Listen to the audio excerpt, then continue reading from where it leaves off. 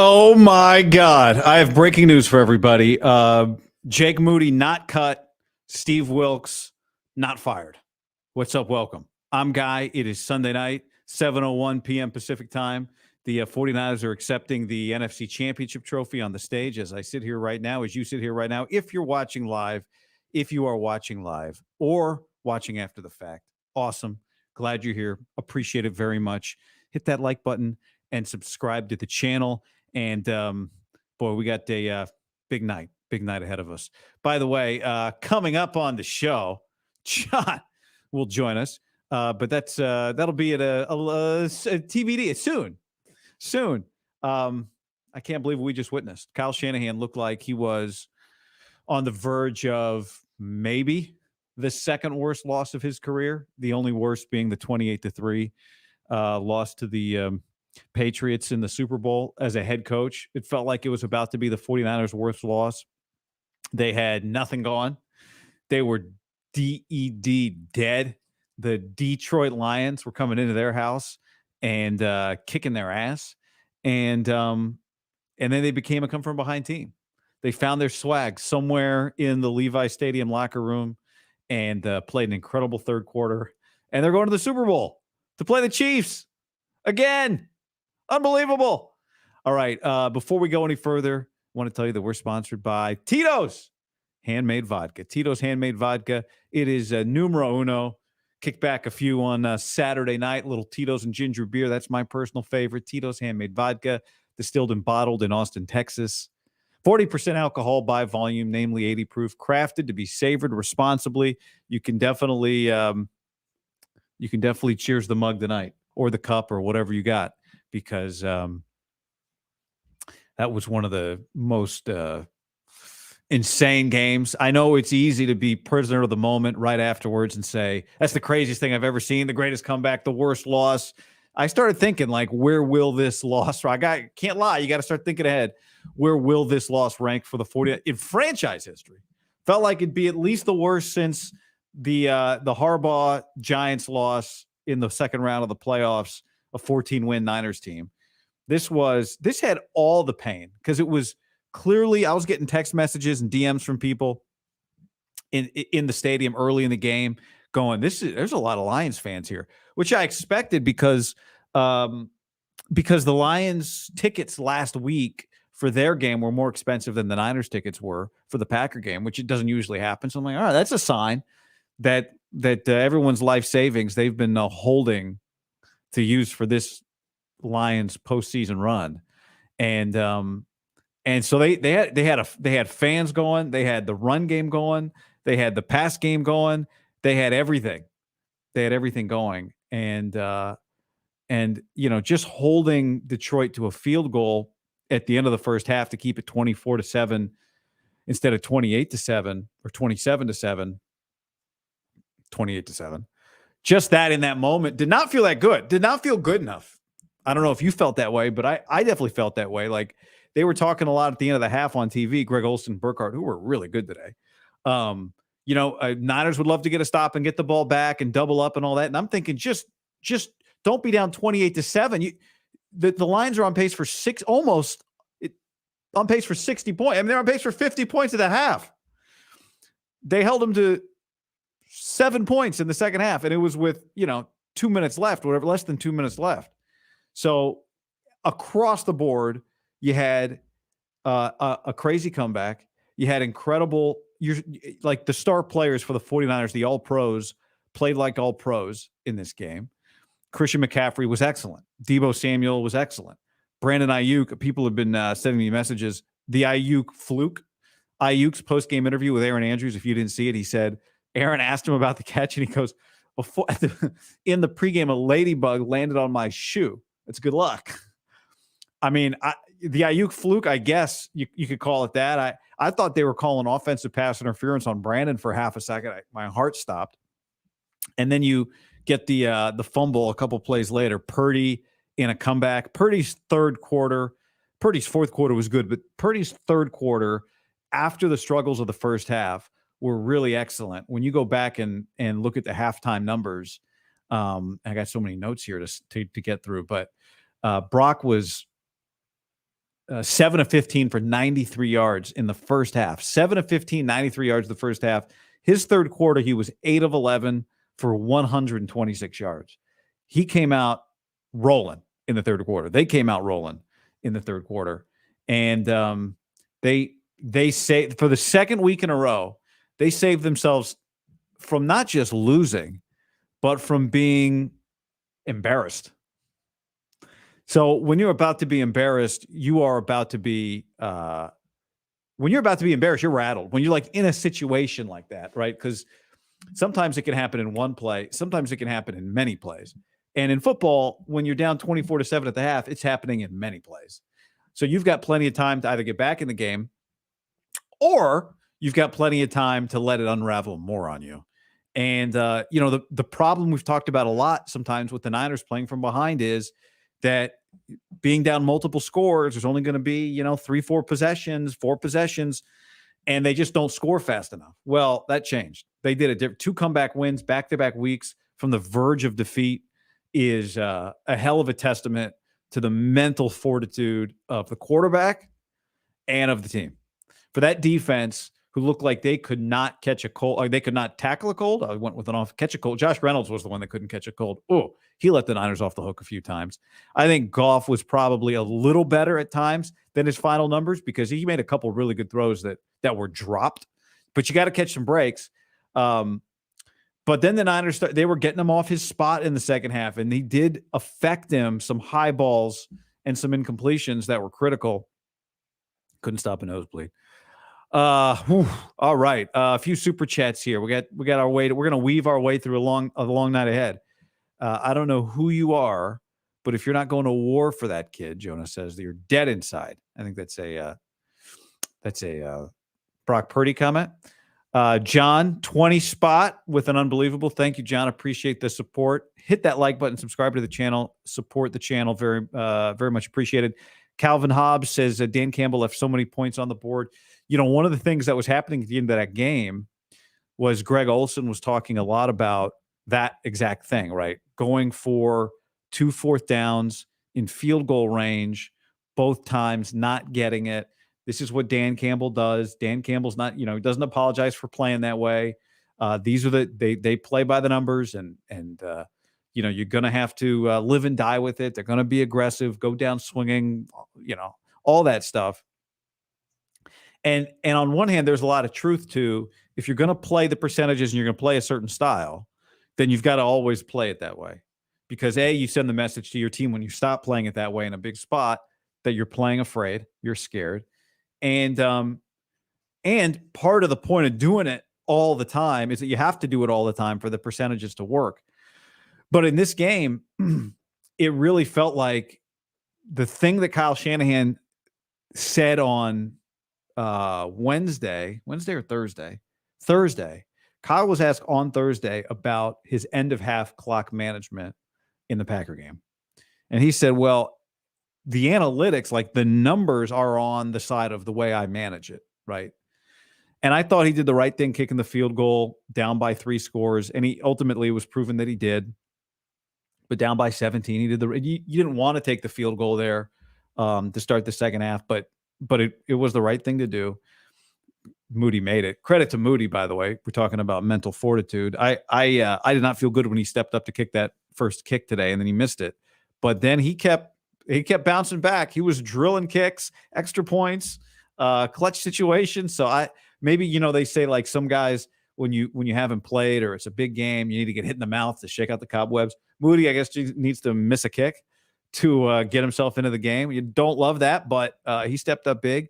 But anyway, part of the story of this game is going to be that Kyle Shanahan managed the game the way that Kyle Shanahan likes to manage games, and Dan Campbell did it his way, and they do it differently, and Kyle Shanahan's team won out.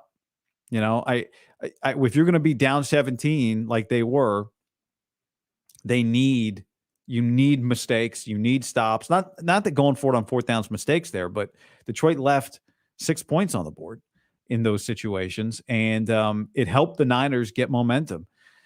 Brock Purdy was asked this week about the key to the game, and Brock gave what I thought. I was talking to our buddy John Dickinson afterwards.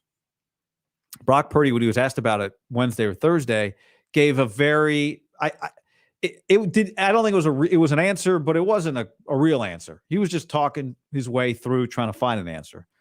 But one thing he said was, I think the team that has momentum is going to be the one that wins the game. You're going to need momentum in this game. And it's one of those like, yeah, okay, he's just trying to find an answer.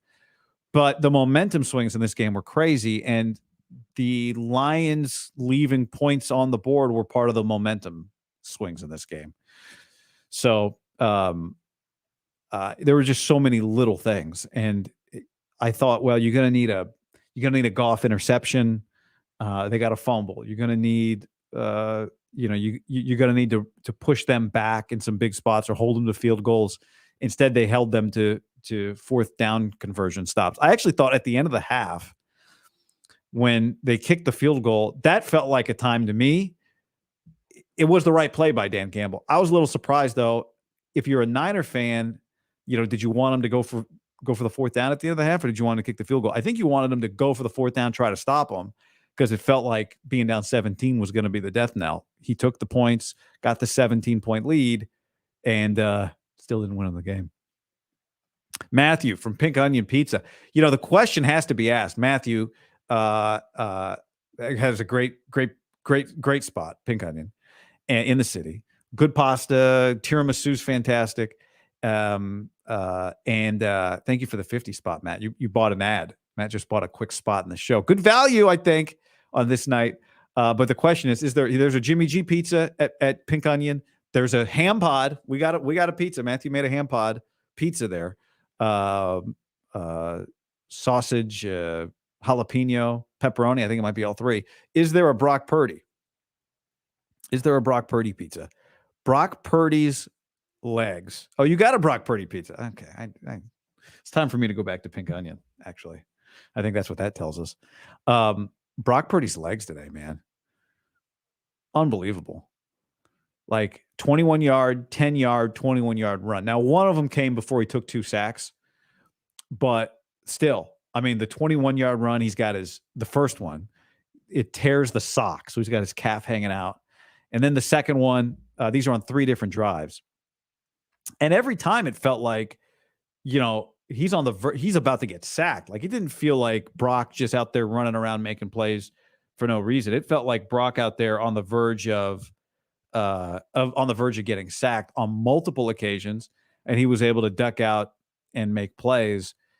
We could go through the second half. Like, this is, I don't like to do post-game show game by game. I mean, play by play, but there were so many big moments created by Purdy's legs. Maybe it was the sit down interview he did with Steve Young a couple of weeks ago, but he did a couple dangerous things in the game that worked.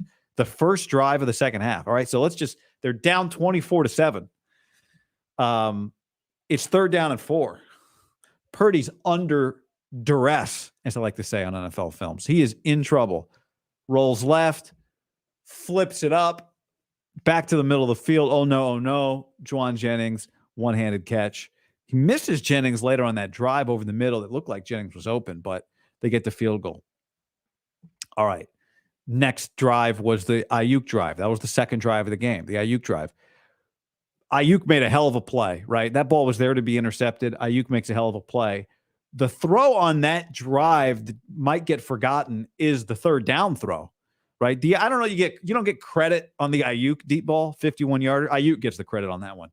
But his throw on 3rd down and goal at the 7-yard line, McCaffrey had just lost a couple of yards, and he has to, again, in pressure, step up to his left.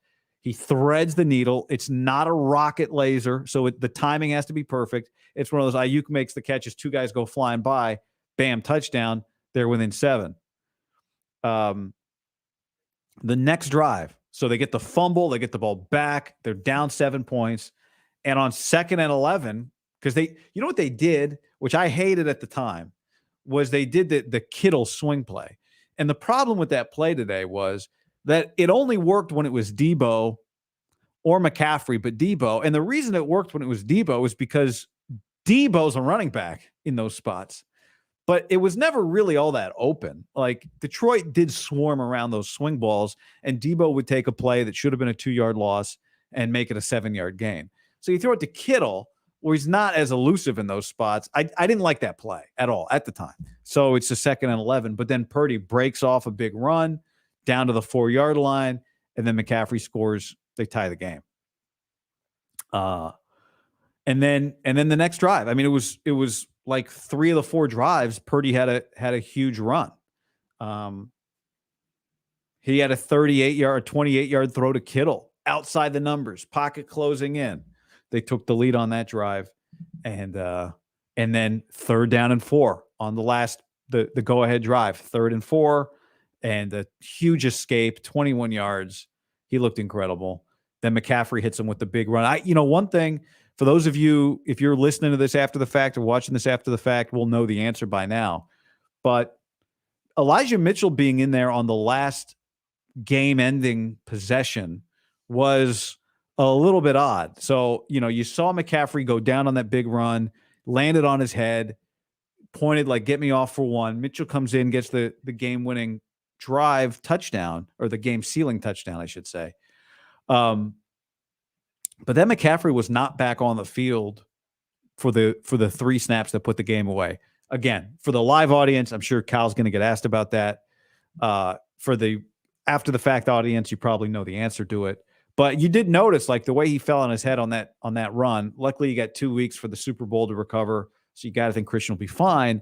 But I texted John at that moment, like, you don't love handing the ball to Mitchell here, who, just hasn't carried the ball that much. You just rather give it to Christian when the game is on the line, and the only way you lose the game is if you fumble the football.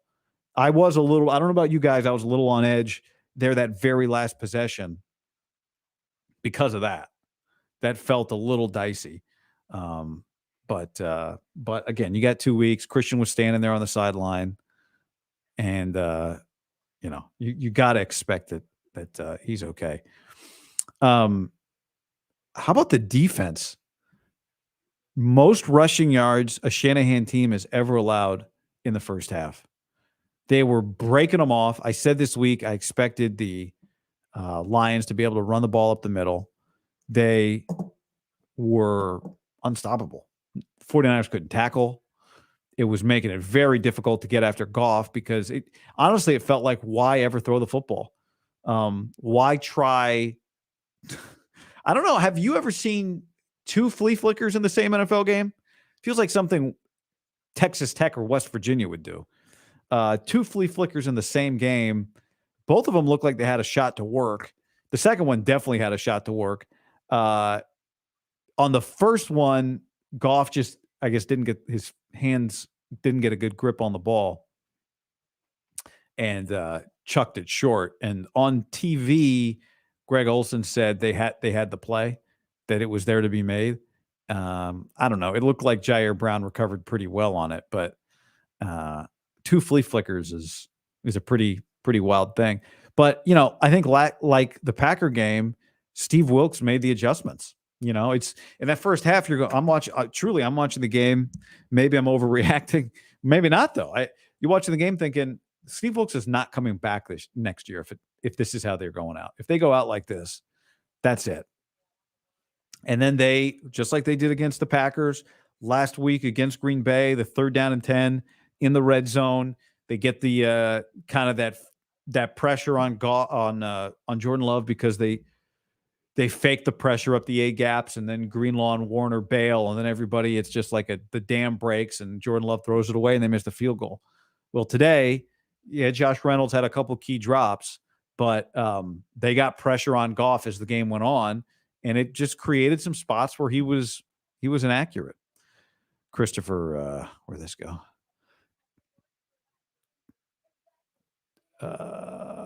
Dan Campbell should be fired. Make Ben Johnson the head coach because those 2 calls are going to go down as all-time mistakes. I think they were all-time mistakes.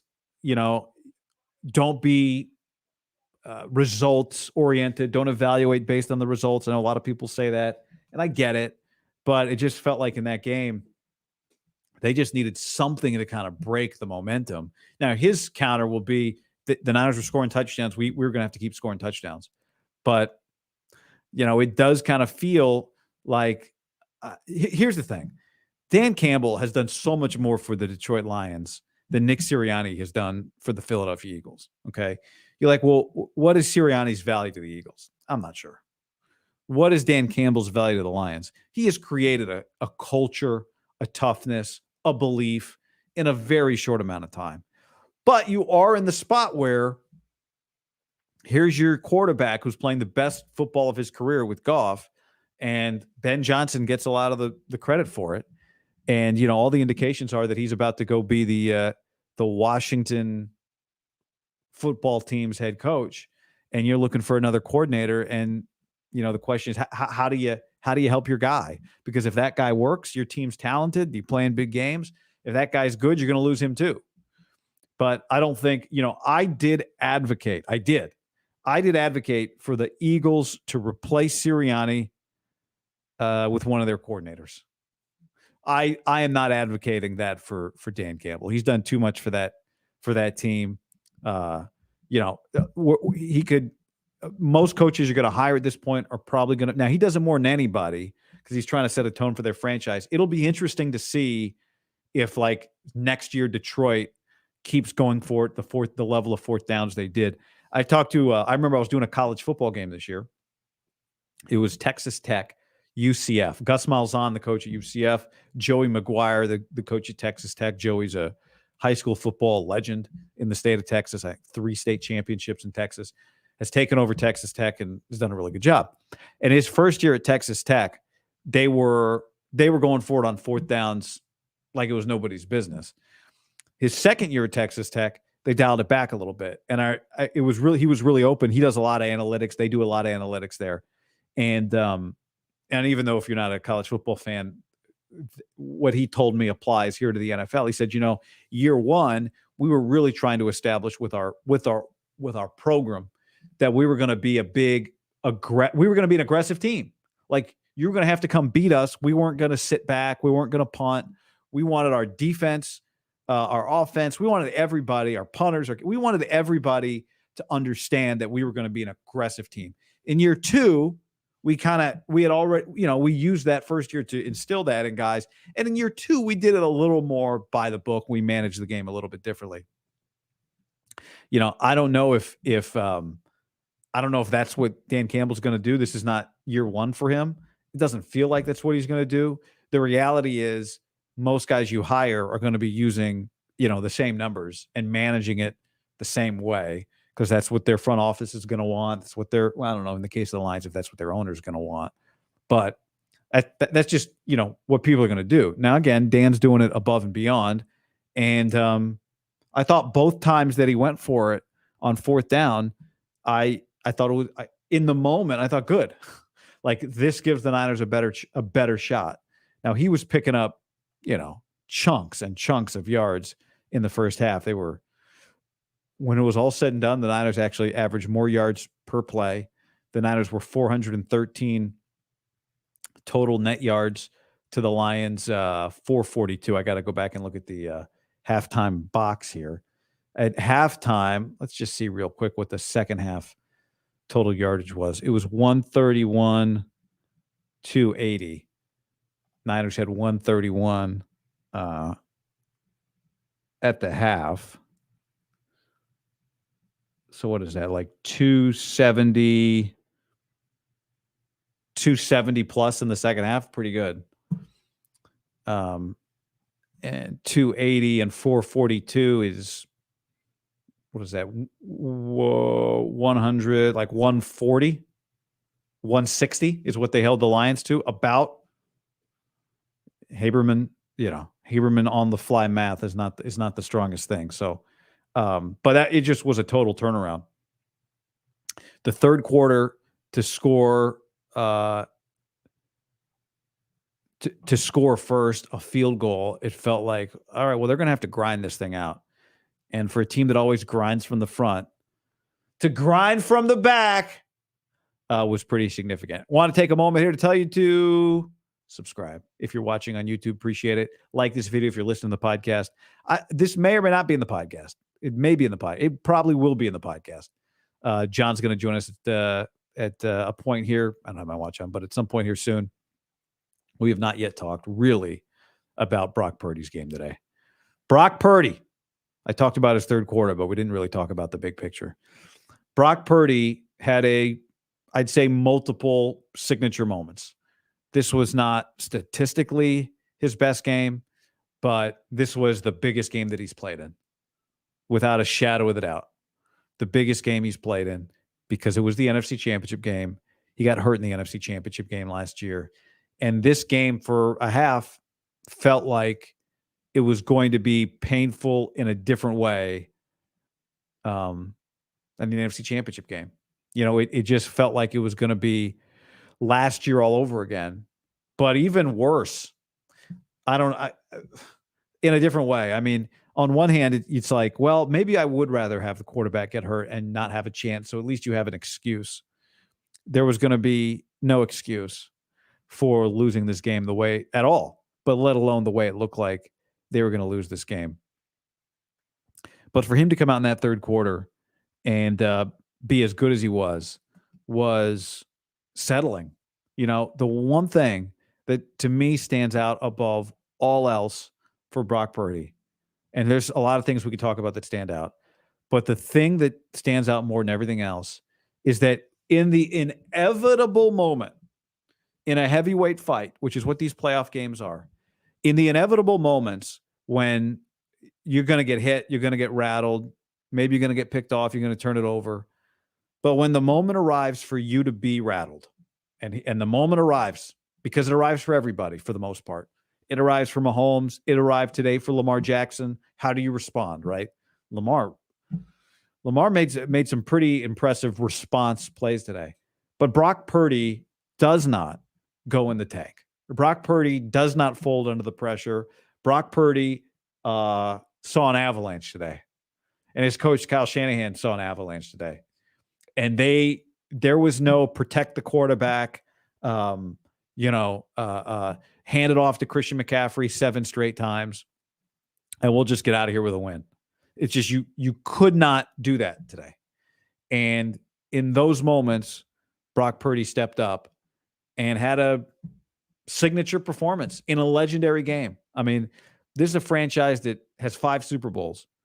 But as somebody, I said this the other day, and I got a tweet from somebody today who's like, I'm 34 years old, so I don't want to hear about the Super Bowls in the 80s. Like, I don't remember them.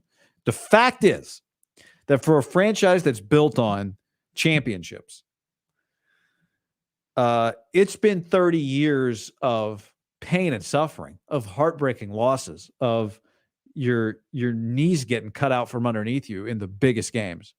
And this felt like in all those moments, it might have been at the top of the list. It was going to feel like it was very near the top of the list. I don't know where we would have ranked it, but it was going to be up there. And what it turned into was one of the greatest wins non-Super Bowl, and they've got 5 of those. So it feels like this is in the next category of some of the greatest wins in franchise history. And then, you know what happens, and this is what happened with, like, the catch, right? That was not a Super Bowl, obviously. That was an NFC Championship game. If the Niners don't go on to win that Super Bowl, then that game does not have 3% of the significance. It just means less. And they won the Super Bowl, and it became an iconic NFL moment. And this game becomes, I mean, you'd have to put it on the top tier of the greatest wins in franchise history that weren't Super Bowls. If they don't win the Super Bowl, then you can't ultimately put this game up there with, like, the catch game. But if they do win the Super Bowl, what you just witnessed on Sunday, January 28th, 2024, is one of the all-time great playoff comebacks, and without question, one of the all-time great 49er wins. So Brock Purdy. Purdy was, I mean, doing nothing in the first half of this game, right? He looked like he was on his way to an off-season of a lot of shit talking. He was on his way to being discussed as a guy that just may not be able to handle the big game. Like it or not, reality or not, that is where this offseason was heading. Now he's going to the Super Bowl to play Patrick Mahomes, where the only possible outcome if you win that game is legendary status. You return a Super Bowl to a franchise that has been so close so many times. And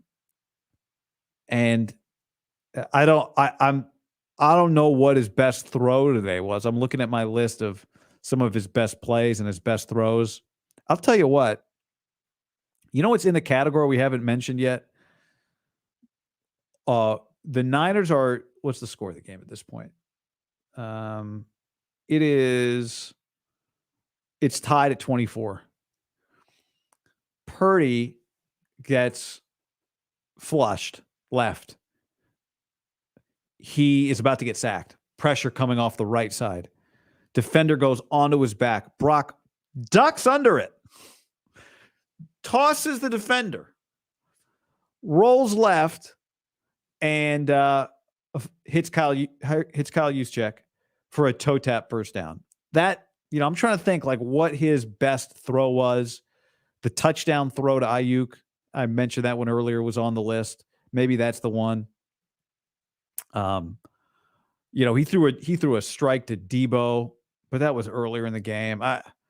His legs might have been his best plays of the day today. The play to Juice. I've got the play to Juice number one. The Juwan throw was insanity. So yeah, maybe you give him that one because that was pure playmaker mode, which has always been part of the complication when you talk about Purdy, is that he looks like a guy that doesn't make that play. He doesn't try to make those plays a lot. And, typically those guys that don't try to, it's not 3 times a game Mahomes takes off on a run. 3 times a game Lamar Jackson takes off on a run. 3 times a game Brock does not do that. But he did it multiple times today. And when he does it, you go, yeah, you've seen the ingredients there for Purdy to make those plays, but he doesn't do it every week or every few weeks. So for him to do it in this game, he's tried the middle of the field throws, and we've seen it work and we've seen it not work. On this one today, the Jennings throw only works if it's to Juwan Jennings. And Juwan Jennings has to be one of the best I'm always ready guys that this franchise has ever had. Right? Juwan Jennings is like 65% of his catches go for first downs. It feels like 80% of his catches are bailout plays. What did Juwan finish with today? Jennings, 1 catch, 8 yards. I mean, it's just, I watched today on ESPN. They did a thing with, it was Larry Fitzgerald and Randy Moss. And they did a thing that was like, pick the best of the 4 receiver of the 4 teams left, pick the best receiver at any particular thing. And it was like best hands, they went with Amon-Ra St. Brown. Best blocker, they went with Juwan Jennings. But I think what's incredible about Juwan is like, he's you know what he's like? He's kind of like Juszczyk in that he doesn't get a lot of shots, but when he does get a shot, he is just ready to make a play. Just always ready. And they've got a lot of guys like that because they have to have a lot of guys like that because they got a lot of good players. Now, if you saw my interview with Juwan Jennings a few weeks ago, you know that his father wanted to name him Benny, and his older brother, who's 10 years old, said no, we want to name him Juwan. So the joke is that John and Juwan was actually its third and Benny, which I thought was a good joke. I haven't had a chance to. A lot of people gave me that joke. I've been hitting the DM with it a lot today, but yeah, man, he's clutch. I think the other thing that really stood out today, and this is not breaking news to any of you, but Christian McCaffrey and Deebo Samuel, we always call them war daddies. For Deebo to be in as much pain as he was, and to be back for this game, if middle of the week, like Wednesday, he's not practicing. That feels like a pretty serious deal, and for him to get back to this level of physicality, where I don't know if he got a shot. If somebody heard or it was reported that he got a shot, let me know. But whatever it was, he was so ready for this game. I've got to go back and look, like, where were the defenders every time Deebo Samuel got the ball? Because I have a feeling we go back and look, it's going to be at the beginning of every touch for Deebo Samuel. It's going to be Deebo in a crowd, and then Deebo somehow getting 6 yards where it feels like there should be nothing. Deebo and Christian McCaffrey are two of the all-time great creators. They are definitely two of the great creators in the league right now. They're not YouTubers, maybe IG livers, definitely Deebo, but it's not just like create big plays down the field. It is avoid negative plays and create 3 yards where there's a negative 1 yard, create 7 yards where there should be 2 yards, create 12 yards where there should be 5 yards. One thing we said this week, there's a lot of stuff we said this week that really came true. One being, Detroit's ability to run the ball. The other thing was Detroit's inability against a yak team. Like, they just were not going to be able to consistently tackle Deebo and Christian McCaffrey with the first guy. And that showed itself to be true today. I didn't know that they wouldn't be able to consistently tackle Brock Purdy with the first guy, but you honestly could have had an offense today that was 80% swing passes to Deebo and Christian McCaffrey. Get them in space, get them one-on-one. Maybe they get the block, maybe they don't. And they're just going to make plays. I mean, Deebo did it on the first, was it the first possession of the game? No, it was the second possession of the game where Deebo gets a run play down 14-0. That was a good drive too. And it felt like maybe they settled the game down, and then they had that Purdy interception a couple series later. But Deebo got the ball, second drive of the game, down 14-0. And it should have been no game. Like, that play was going nowhere. And he gets 7 yards. And then actually Purdy makes his first special. I'd forgotten about this play until I look back at the notes here. He makes his first special play to Juice, where he runs around, Juszczyk points, and he finds him up high. Juszczyk goes and makes a big catch. And Greg Olson's like, that's a fullback. Oh, no. Olson said that's a fullback on the toe tap catch. But he goes and makes a crazy catch. And then it just became the McCaffrey drive. They did give it to Juice, the up man on the goal line. But that was a big drive at the time, and even just for the game, like, for them to make that 14-7, even though ultimately they didn't get the momentum back then, they did get a touchdown, which they had to have, in a spot where it felt like maybe they're reeling. They just missed the Moody field goal. Detroit gets the ball back and is just kicking their ass. Like, Detroit, I'm looking at it right now. Detroit had 1 third down in their first 2 possessions. And, that second possession for Detroit was 1, 2, 3, 4, 5, 6, 7, 8, 9, 10, 11 plays. So they score on 4 plays on the first drive. Then they have an 11-play touchdown drive to go up 14-0, and they only have 1 third down. And, maybe if they had a third down, it wouldn't have mattered, because the Niners, for a portion of this game, could not get off the field on third and fourth down. Well, third down. At one point, Detroit was like 71% on third down. It's funny. And the Niners couldn't pick one up. And it was like, 3rd and 15s are just, in 2 weeks, we'll worry about some 3rd and 15s with Mahomes, because my God, it was more the same. And this has been the case. Like, these third down and longs, it feels like their efficiency on third and longs is bad. But Detroit picked up a 3rd and 8, 3rd and 9 on a blitz. And then they score the touchdown. You're like, well, this is trouble. You have to have a touchdown here. And they got a couple big just creator play drives, you know? I mean, and this is what makes them hard to, not hard, but this is where so much of this stuff with Brock kind of comes back to Christian and Debo, because you watch it and you go, yeah, Christian, you couldn't have done it without him. You couldn't have done it. You could not have done it without Debo Samuel today. Couldn't have done it. You know, the stat I saw, it was like 12-1.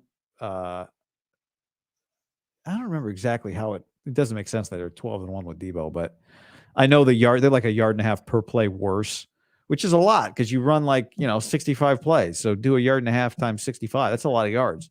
When Debo's off the field, that was the stat. I know Larry Krueger had it last week. But yeah, you don't win it without him. So anyway, what I'm getting at is you look at it, you go, well, you don't win it without McCaffrey. You don't win it without Debo. These guys create so many plays. And it leaves you just in a situation that's ripe to criticize, not to criticize, just to question Brock. But then Brock makes a ton of plays. I mean, 3 electric plays with his legs running. I'd say probably 3 more excellent plays with his legs that he threw the ball on. The 2 to Juszczyk and the 1 to Jennings where he flipped it to him. So, you cannot come out of this game questioning whether or not Brock Purdy is a championship level player for this team. Now, to truly be the championship level player, you have to actually win the championship. But I think Purdy, to me right now, is in the category. I mean, he's not Shanahan, but kind of like Kyle, you go, yeah, I've said for a long time, I think Kyle's a championship coach, but he hasn't done it. And I'd say Purdy is, Purdy's, I've said for all season long, like, yeah, you can win this team can win a Super Bowl with this guy, Joe. And this is the perfect addition.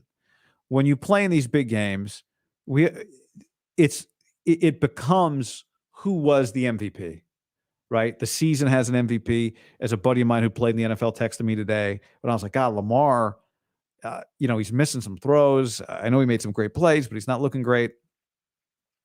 And this guy said, well, when you to play in the league is to understand how great some of the guys are that aren't MVPs and that don't win Super Bowls.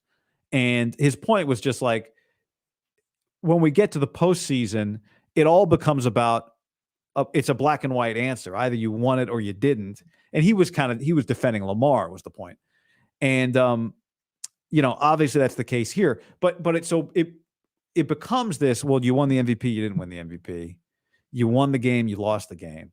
When the reality is there's a million plays that happen. There's 100, and if you include special teams, what was there today? Probably 120. There's probably 100 and 30 offensive plays, and then another, 20 special teams plays or 25 special teams plays. So there's almost, there's over 150 plays. Any one of those can swing the game, but any 7 of them is what it takes to win. And yeah, you don't win without Debo and Purdy and McCaffrey. Sorry, but you also don't win without Purdy. Goff, I thought for the most part played well today, but one of the differences in the game, when it was all said and done, was the mobility of Brock. And that's not a part of Goff's game. 25 of 41. What did he, it's tough. I have a hard time. The eye test on Jared today, I thought was better than the barely 61% completion percentage. Josh Reynolds had 2 brutal drops for them. Brutal drops. Maven and McCall, 2 MVPs, 2 playoff wins.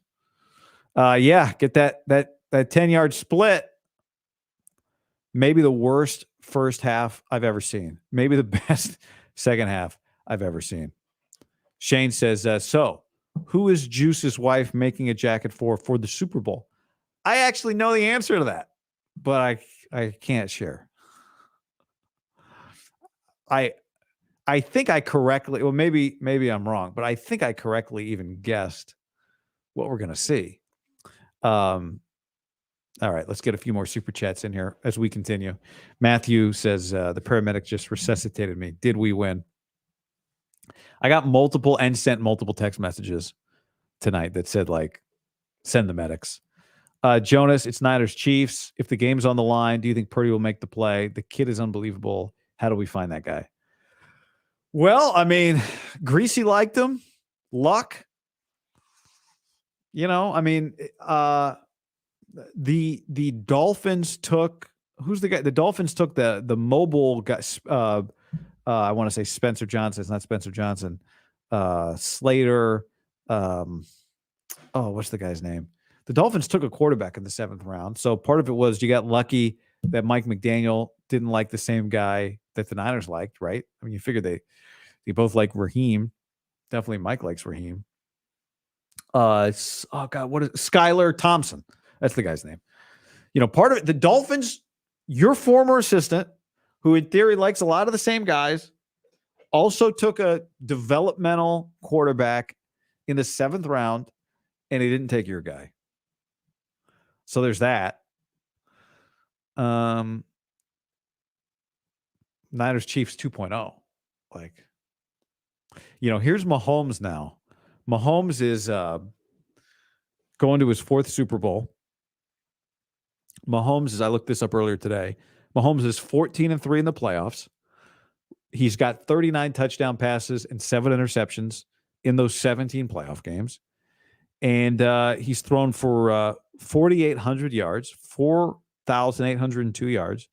And he's a 67% passer. So Patrick Mahomes has played 17 games, a playoff season. He's played 1 season worth of playoff games, including the Super Bowls. And he's played like an MVP, right? I mean, he is a all-time great quarterback in the regular season, but he is an all-time great quarterback in the postseason when it matters most, which is really what makes him an all-time great quarterback. He's got a chance to win his 3rd Super Bowl, which would tie him with Troy Aikman and put him right on Joe Montana's heels, and Terry Bradshaw's heels. Not yet on Brady's heels, but I mean, you'd be watching him going, if he gets his 3rd Super Bowl, I think we would start a dialogue about, are we sure Tom Brady's stature as the greatest of all time is secure? Or is there a chance that Mahomes could become the greatest quarterback of all time, even if he doesn't win 7 Super Bowls, right? And I saw somebody, I don't remember who it was in my timeline, maybe it was a golf reporter, said like, well, this is the Tiger Jack Nicklaus argument. Like, Jack's won more majors, but some people would tell you that Tiger's the greatest golfer of all time, maybe the most dominant golfer of all time, which is not exactly the same thing. But I think we'd be heading towards kind of a Mahomes Brady conversation if Patrick wins the Super Bowl. The flip side of that is, one other note on that, 4,802 yards for Mahomes in 17 playoff games. If that's a season, it's a top 30 NFL passing season, basically. Dan Fouts had 4,802 yards, the same number 1 year, and that's the 33rd most prolific passing season in NFL history. So his playoff season, right, where in the playoffs, you don't get as many layup games as you do in a 17-game regular season. But in his playoffs, he's had, I would say, one of the great seasons, right, of all time. 39 touchdowns, 7 picks, 67%. So, all that sets up to be on the flip side of it. If you're the 49ers, and this doesn't really matter, like no one ever says, yeah, your Super Bowl came against the Bucks, or I mean, not the Tampa Bay Brady Bucks, but yeah, your Super Bowl came against the Panthers, so it doesn't count as much. It doesn't work that way. It doesn't really matter who you beat. You just get the championship, and they're all worth the same.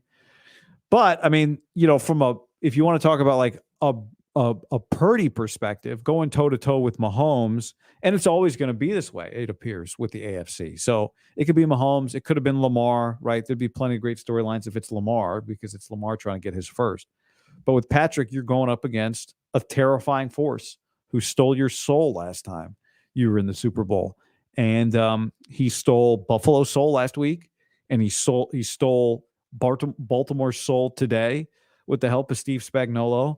I mean, that's a whole other conversation. That defense is really good. And you're not going to get kind of this rematch with the Ravens, which is fine, other than you played them, you saw them. So was that going to help you? I don't know.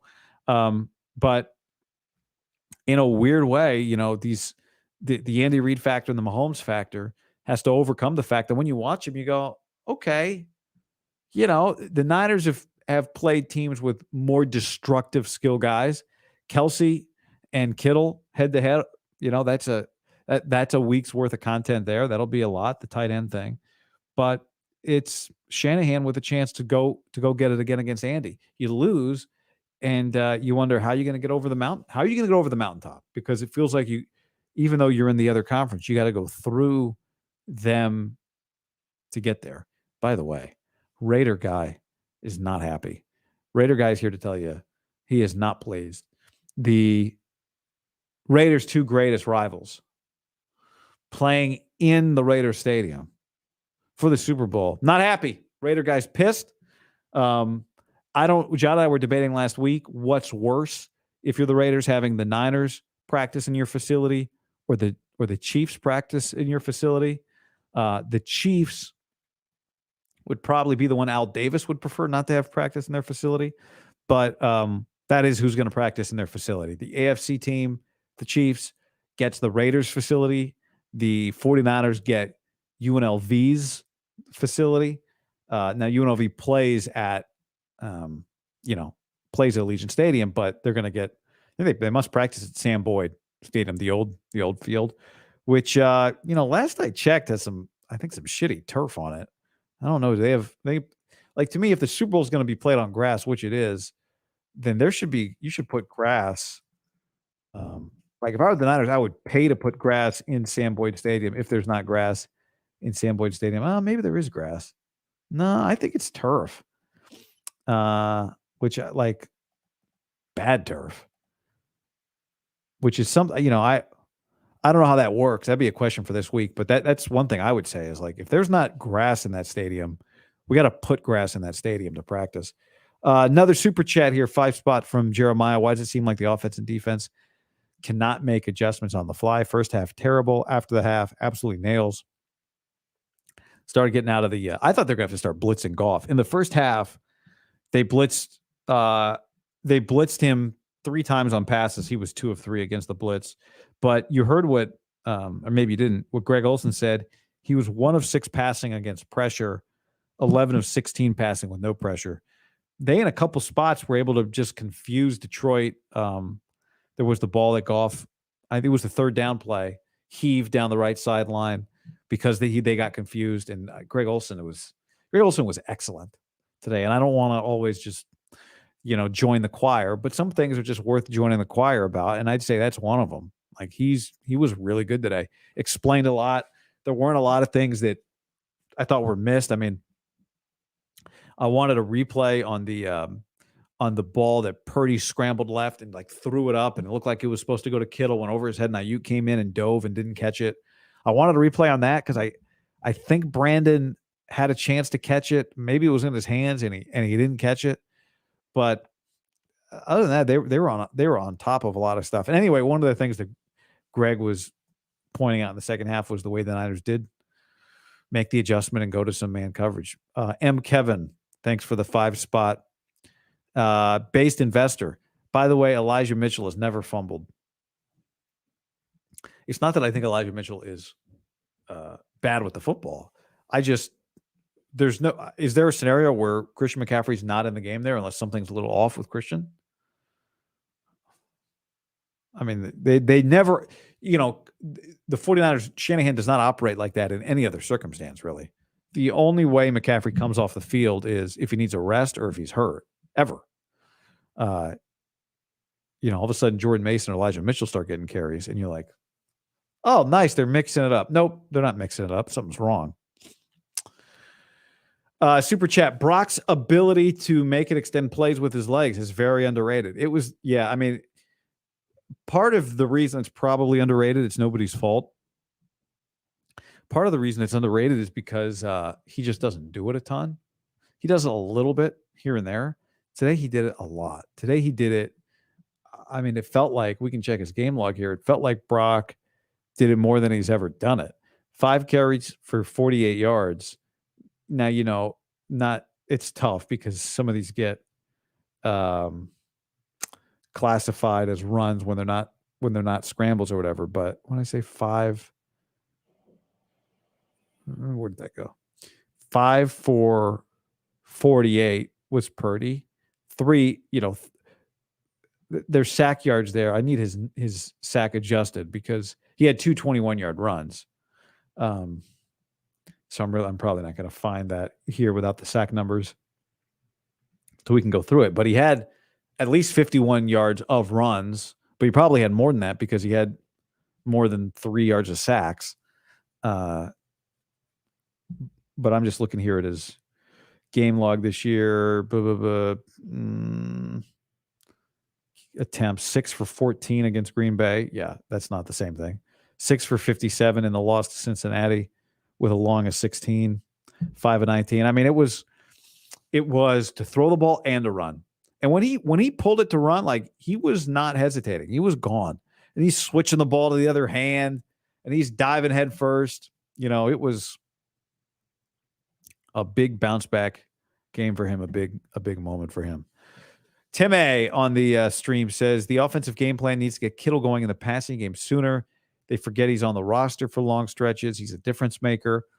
I don't think they forget he's on the roster because of how much he does blocking. And I got to tell you, when their offense is sputtering, my preference is that you get the ball in short area situations to Debo and to McCaffrey.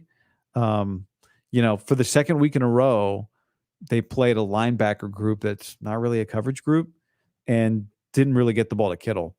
But the big play they hit to George for 21 yards, whatever, 23 yards, 28 yards, whatever it was a significant play. And I think, he still has a lot of value in games where he only has 2 catches because of what he does in the run game. McCaffrey was 4.5 yards a carry today. Just how you have to defend him. And you don't hold him catchless for long. Like 5 catches combined between him and Ayuk. If I told you before the game, and that's kind of what's funny about this team, I can't give you numbers. I think the only guy whose numbers I can give you are Christian's numbers. And you'll know, was it a bad game or a good game for the 49ers?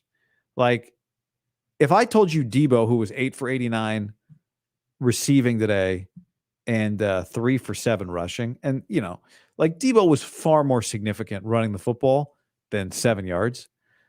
But if I told you before the game, so what is that? 11 touches for 96 yards. If I told you before the game Debo would be 8.7 yards per touch, you'd go, oh, hell yeah. Like, they're in good shape. But if I told you before the game that Debo was, instead of 11 for 96, was 3 for 33, I don't think that would tell you that they lose the game. Now it turned out on this day, it would have been. But there have been games where Debo's 3 for 33, catching the ball, and maybe 2 for 17 or 2 for 8 running the ball. And just his mere presence really makes things complicated for the defense. McCaffrey's the one guy who I think you can tell me, like, all right, here's his total number of touches and his yardage, and you can kind of know, like, they're in trouble. But, today they got a lot of great production out of him. 4 for 42 receiving plus the 28-yarder. But anyway, to go back to the point I was going to make on Kittle is, if I told you before the game Ayuk and George would have 5 total combined catches, would you know what that meant? I don't think you can ever tell whether they're going to win or lose based on, just like a blind box score on Ayuk and Kittle, because those two guys are both liable, and they did it today, to not fill up a box score, but make, 2 of the biggest plays in any particular game. And because they give the ball to Christian so much, and because they give the ball to Debo so much, combined touches 24 and 11, so 35 combined touches. I think that's like half of the Niners plays today. Let's see real quick. The Niners ran 66 plays. Okay. So I'm doing a lot of math today. God damn it. And it's not good TV. 53%. All right. So those two guys had 53% of their touches. If you're going to have 53% of your touches between Debo and Christian, and then we haven't even yet got to Juszczyk, Kittle, Jennings, Ayuk, 4 dudes for the other distribution. Maybe there wasn't a Ray today, but you just, there's not going to be that many touches for all those guys. And then you factor in all the Purdy runs. Honestly, 35 out of the 66 feels low.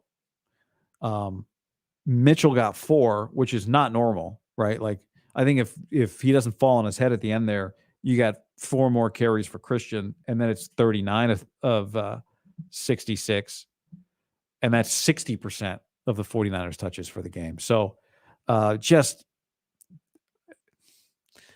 just so hard, I think, to plot it for Kittle or for Ayuk, because you guys know, like, you watch them, this is what it looks like with them. No, you don't have to. The Niners play so many games when you don't have to look at the box score afterwards to know what happens. You can just watch it. Like, some teams you got to kind of look and see. I don't know if there's a team whose box score I need less than the 2023, 2024 49ers. I don't think I don't know. I will say I know. I don't think there's ever been a team whose box score is less relevant to me than this team, because what you see is what happens, and the box score lies about them sometimes. Jennings 1 for 8. Yeah, well, it was one of the plays of the year. Now, all of that said, yeah, absolutely, get the ball to Kittle more. I mean, I'm for it. But comment. I can't wait for Jim Harbaugh to power bomb Reed Mahomes next season. We'll see. I mean, AFC, I don't think it really changes anything for the Niners. The AFC is only getting tougher. And it just means whoever's going to come out of the AFC every year is going to kind of feel like a superhero survivor team, because you're just going to need to have multiple really good games out of your quarterback if you're going to be in the Super Bowl. So if it's Lamar, it means he's probably beaten Josh Allen and Mahomes, or Josh Allen and Justin Herbert. If it's Justin, it means he's Burrow. Like, whoever's in the Super Bowl is going to have these games where you think, is the Super Bowl just getting played in the AFC every year in the way that it felt like for a couple of years in the NFC? Niners Seahawks was just, it felt like, it didn't turn out to be the case, but it felt like Niners Seahawks NFC Championship games was the Super Bowl. And we'll see. Like, if the Niners lose to the Chiefs in the Super Bowl in 2 weeks, then a lot of people are going to say, like, the AFC game was the Super Bowl. That was the Super Bowl. And I think for whoever comes out, and, now that Herbert's got Harbaugh, I think Herbert's going to be in the Super Bowl in the next 3 years. That's just what Jim does. Whoever comes out of the AFC every year is going to feel like they're kind of destined, because they're just going to beat these teams. They're just going to win these games that are crazy. Depeche, does the MVP needle move towards Purdy now? No. Vote's already in. I mean, the vote happens before the postseason. So Purdy could have thrown for 5 million yards today, and it wouldn't change the MVP outcome. And I don't think it should. I mean, it's fine. The MVP is a regular season award. Christian McCaffrey today has shown his value. If you were a person like me during the regular season who thought, well, maybe Christian should be the guy, aside from a quarterback putting together the numbers, maybe it should be McCaffrey. I don't think you feel any worse about that today than you did 2 months ago. I don't. As someone who was a McCaffrey for MVP guy, I feel just as strongly about that today. I'll feel just as strongly about that.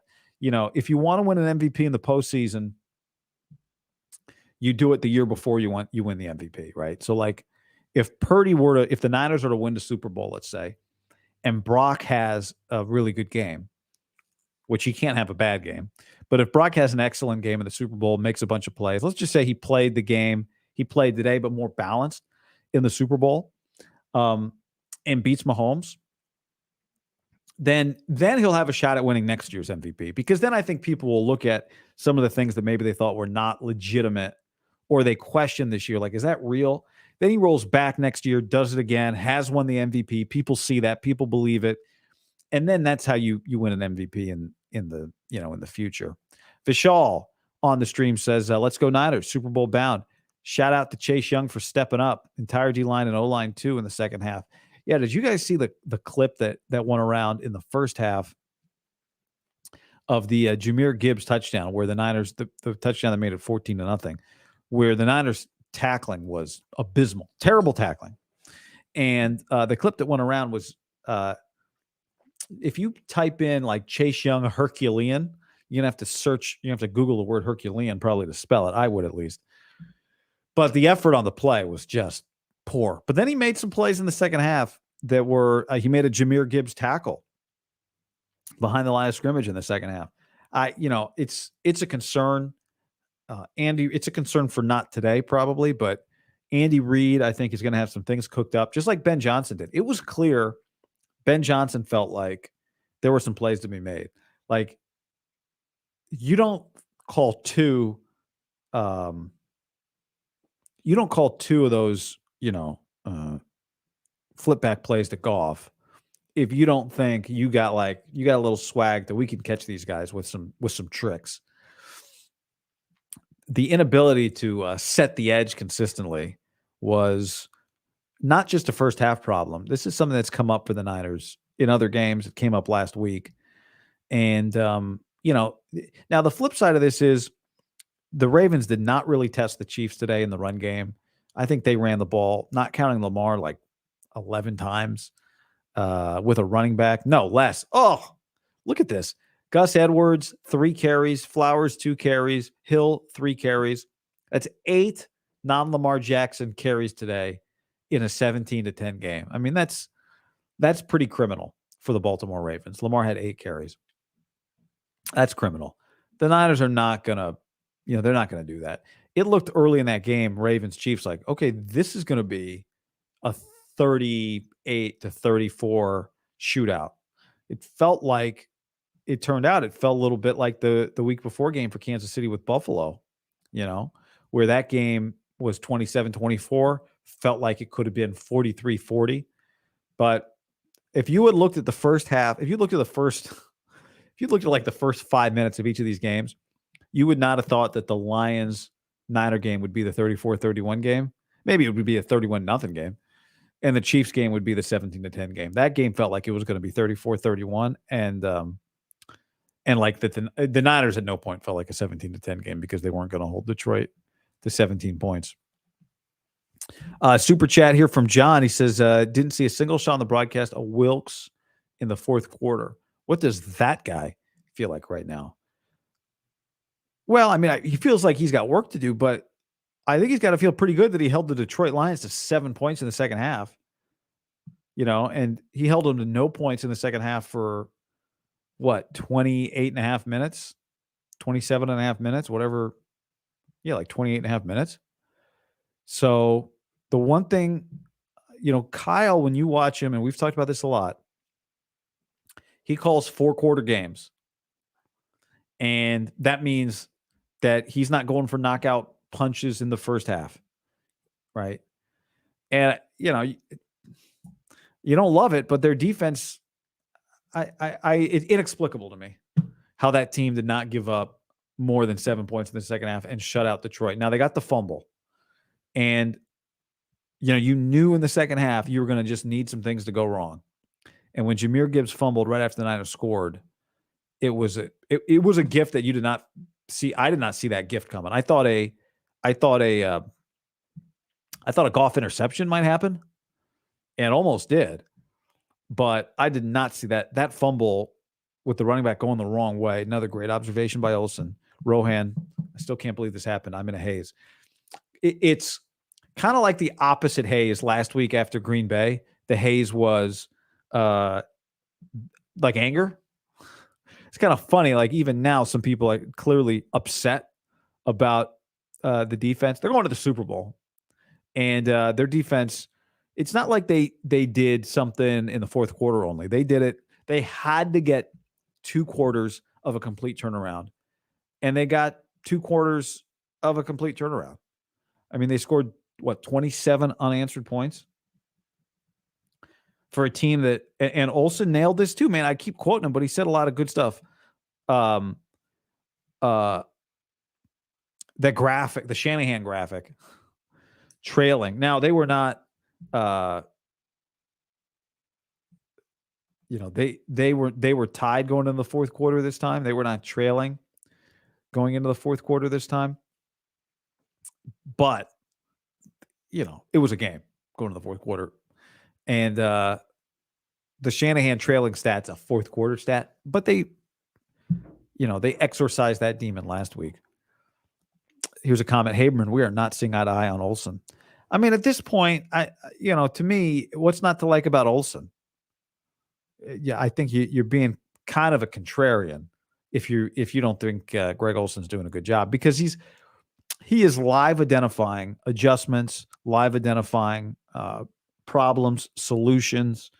I thought he spent a lot of time today talking about the Niners and how to fix it. So, yep, 2-31 now.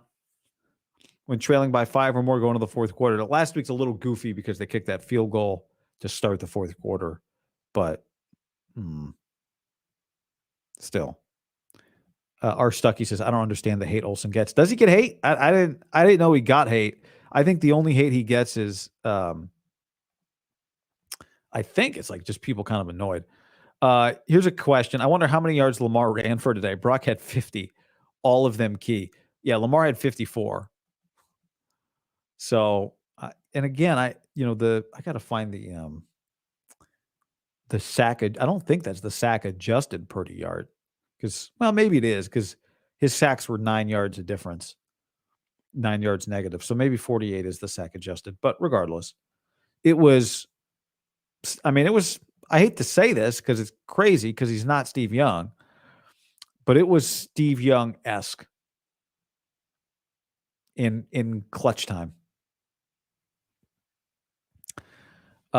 Niners, here's a comment from Kid Icarus. Niners teams were better when Jimmy was QB because they had to be. He was the only weakness on the team. Purdy's better than him, but the team isn't as good, in my opinion. Well, their defense is not as dominant. Their skill guys on offense are better. Their offensive line probably isn't as good.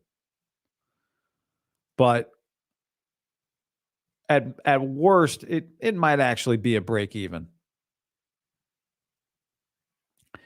But Brock is better. And, Shanahan, despite what happened at the end of the first half last week against Green Bay, he does trust him more. And he was right. I mean, you go back and look. I saw the All-22 today of the end of that half. And Ayuk, talking about the Green Bay game, and Ayuk was open. And Shanahan said it. We had a big play called. We didn't get to it in the progression. But I wasn't, sitting on the ball playing for the field goal. And it's the one thing that just can't be denied from the second that Purdy took over. Kyle Shanahan trusted him more. Kyle Shanahan was willing to throw the ball down the field a little more. We still never see the over-the-top deep ball. Today we saw the over-the-top deep ball, and it was, that play was the equivalent. Was the Ayuk fluke a more lucky play than drafting Brock Purdy with the last pick of the draft? No, I would say no. It was not more lucky. Getting Brock Purdy with the last pick of the draft was more lucky. But I think a big part of the reason, actually, the Niners don't hit those balls over the top is that they just don't have receivers that separate down the field. Like on go balls. They separate over the middle of the field on these crossers, and they get them open on the sideline, and Brock's able to get into throws on the sideline and really makes a lot of gutsy, confident throws when he throws to the outside. For a guy with his arm, he's about as confident as you can be and as good as you can be throwing to the sidelines because his anticipation is just so good. He anticipated really well in this game. But they don't go over the top. And today they went over the top, and it probably should have been intercepted. and it got deflected back to Ayuk, and he made an incredible play. And I don't think you could have. I don't think Kyle should have challenged that play, but I do think there's a chance that Ayuk scored a touchdown on that play. The defender does touch him as he's kind of going to the ground, or as he's going to the ground. I'm not positive that Brandon had possession of the ball yet. And if he doesn't have possession of the ball yet, then it's not the defender didn't touch him when he was down. I think the ball was just coming into his hand when when the defender got a finger on him. That said, during that commercial break, because I thought, God, I think Kyle, it's first down, they don't score. Second down, they don't score. It's third down, they're coming up. And if they don't get this, if they don't score a touchdown here, then Kyle Shanahan might have made a mistake not challenging that play. He ends up throwing the touchdown to Ayuk anyway. So during the break, I went back and watched, and I don't know if any of you felt that way. He's not winning that challenge. Even though I think it's probably 51-49, Ayuk didn't have the ball yet and thus scored a touchdown on that play. He's not going to win that challenge. I guess you could argue at least didn't overthrow him. Now, Emmanuel Sanders was open in the Super Bowl. I'll wait for the All-22 to see where was Ayuk when Purdy let that ball go. But at least he gave him a shot to catch the ball after off the defender's face mask. And have one of the great plays that's not just one of the great plays in 49er history, especially if you win the Super Bowl. That goes down on the all-time NFL films. Do we already have the NFL 100? We had the NFL 100th. No. Do we have the NFL 100? We had the 75. The NFL has, how many years the NFL? Anyway, whenever they put together those anniversary, we had the 100, although it doesn't feel like we should have. Whenever they put together the anniversary of here's the 5 minutes of just the greatest plays in NFL history, or the wildest plays. It's not always just the most significant.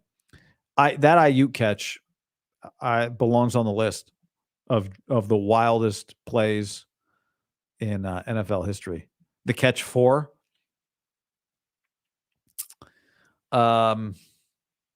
Yeah, actually, that's a good call, Andrew. Andrew with the comment. The catch 4. The catch 2.0. Yeah, the NFL 100 anniversary list was 2019. That's right. I remember they had a whole thing on it. They've named a team and everything, but NFL being around since 1919. The immaculate deflection. I like that. The Ayuk fluke. You don't love it just because fluke is such a, it disrespects the play that Ayuk made. But I just like the fact that Ayuk's name is in it. The immaculate deflection is also great. But Tyree catch was in the Super Bowl. The ladybug catch. Yeah, could be the ladybug catch. That's a good one. Multiple people saying that. Lombardi's running with the immaculate deflection. Okay. That's pretty good. I don't know. Somebody came up with that first. I don't know who it was, but it's got to rhyme. The great dome deflection. Probably not going to go with that one, but thank you. Something about something with Purdy in the name. No, you'd say. Eric says, here's a question. Did Brandon Ayuk price himself out of the Niners cap space next year with that catch? No. Brandon Ayuk has to be back on this team. Come hell or high water, Brandon Ayuk is back on this team. We made I remember a video before Chase Young had played a snap for the Niners, or maybe the first game. And it was basically is this guy going to take Brandon Ayuk's money? It's harder to get pass rushers than it is receivers. You can draft receivers in the late first round. You don't get blue chip pass rushers in the late first round. They're just harder to get. So if you get one, do you keep him? And the answer is he's not a blue chip pass rusher. Greg Olson called him one of the premier pass rushers in the game during the broadcast. That's not true. he's a blue chipper in terms of where he was drafted, but he's not one of the premier pass rushers. And that conversation about Chase Young or Brandon Ayuk is dead and gone. No chance of that. But I don't think there's Brandon Ayuk cannot be gone. Brandon Ayuk has to be on this team moving forward. I would think it's where he wants to be, but again, it's going to come down to who pays the most money, and he's got to be back. He has to be back. And to answer the question, that catch I don't think changes anything. Ayuk's great skill is not 51-yard go balls. Ayuk's great skill is all kinds of other stuff. And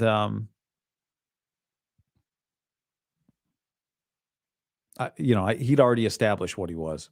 Third and Ayuk. That wasn't a third down play, though. Oh, third and Ayuk just generally. Somebody said Chase Young might be kind of cheap, though, LOL. Yeah, and even still, I'm not sure you're bringing him back.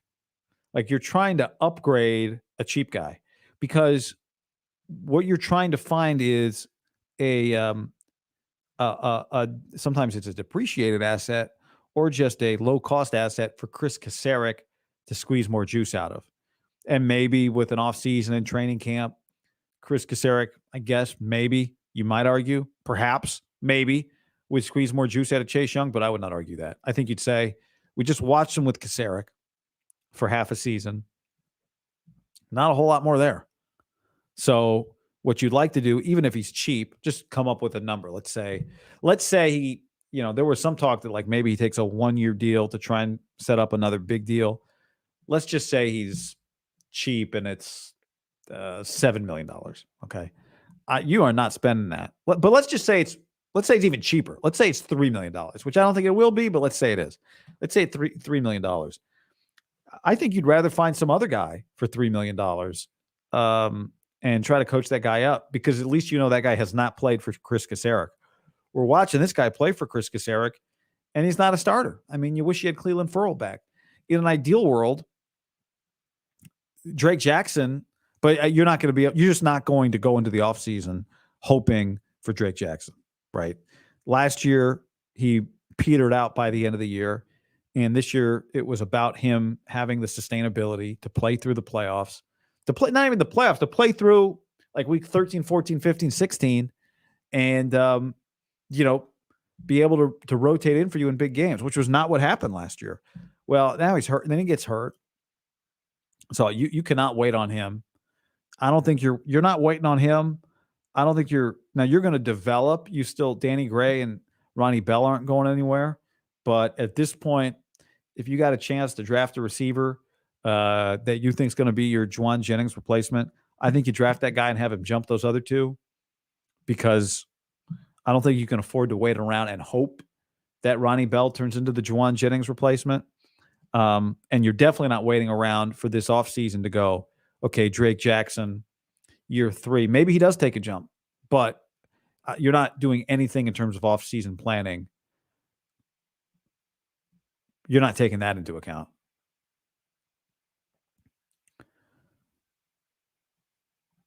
He had surgery too. I mean, so there's so much more to take into consideration with Drake Jackson. I know I brought him up. You guys didn't. The commenter didn't bring him up, but they did spend a lot of money on that defensive line, and Bosa and Armstead and Hargrave early in the second half got off the line on a first down.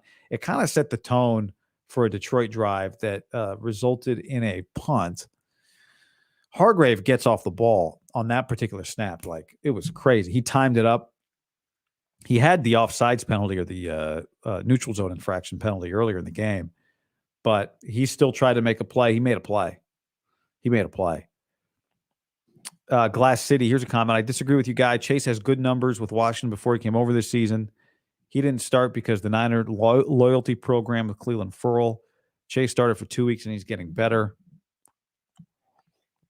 All right, we disagree. I don't think he's playing particularly well. I mean, he's going to make some plays because he's getting a lot of snaps. But we'll watch the tape. We'll watch the tape again. We'll study the tape again.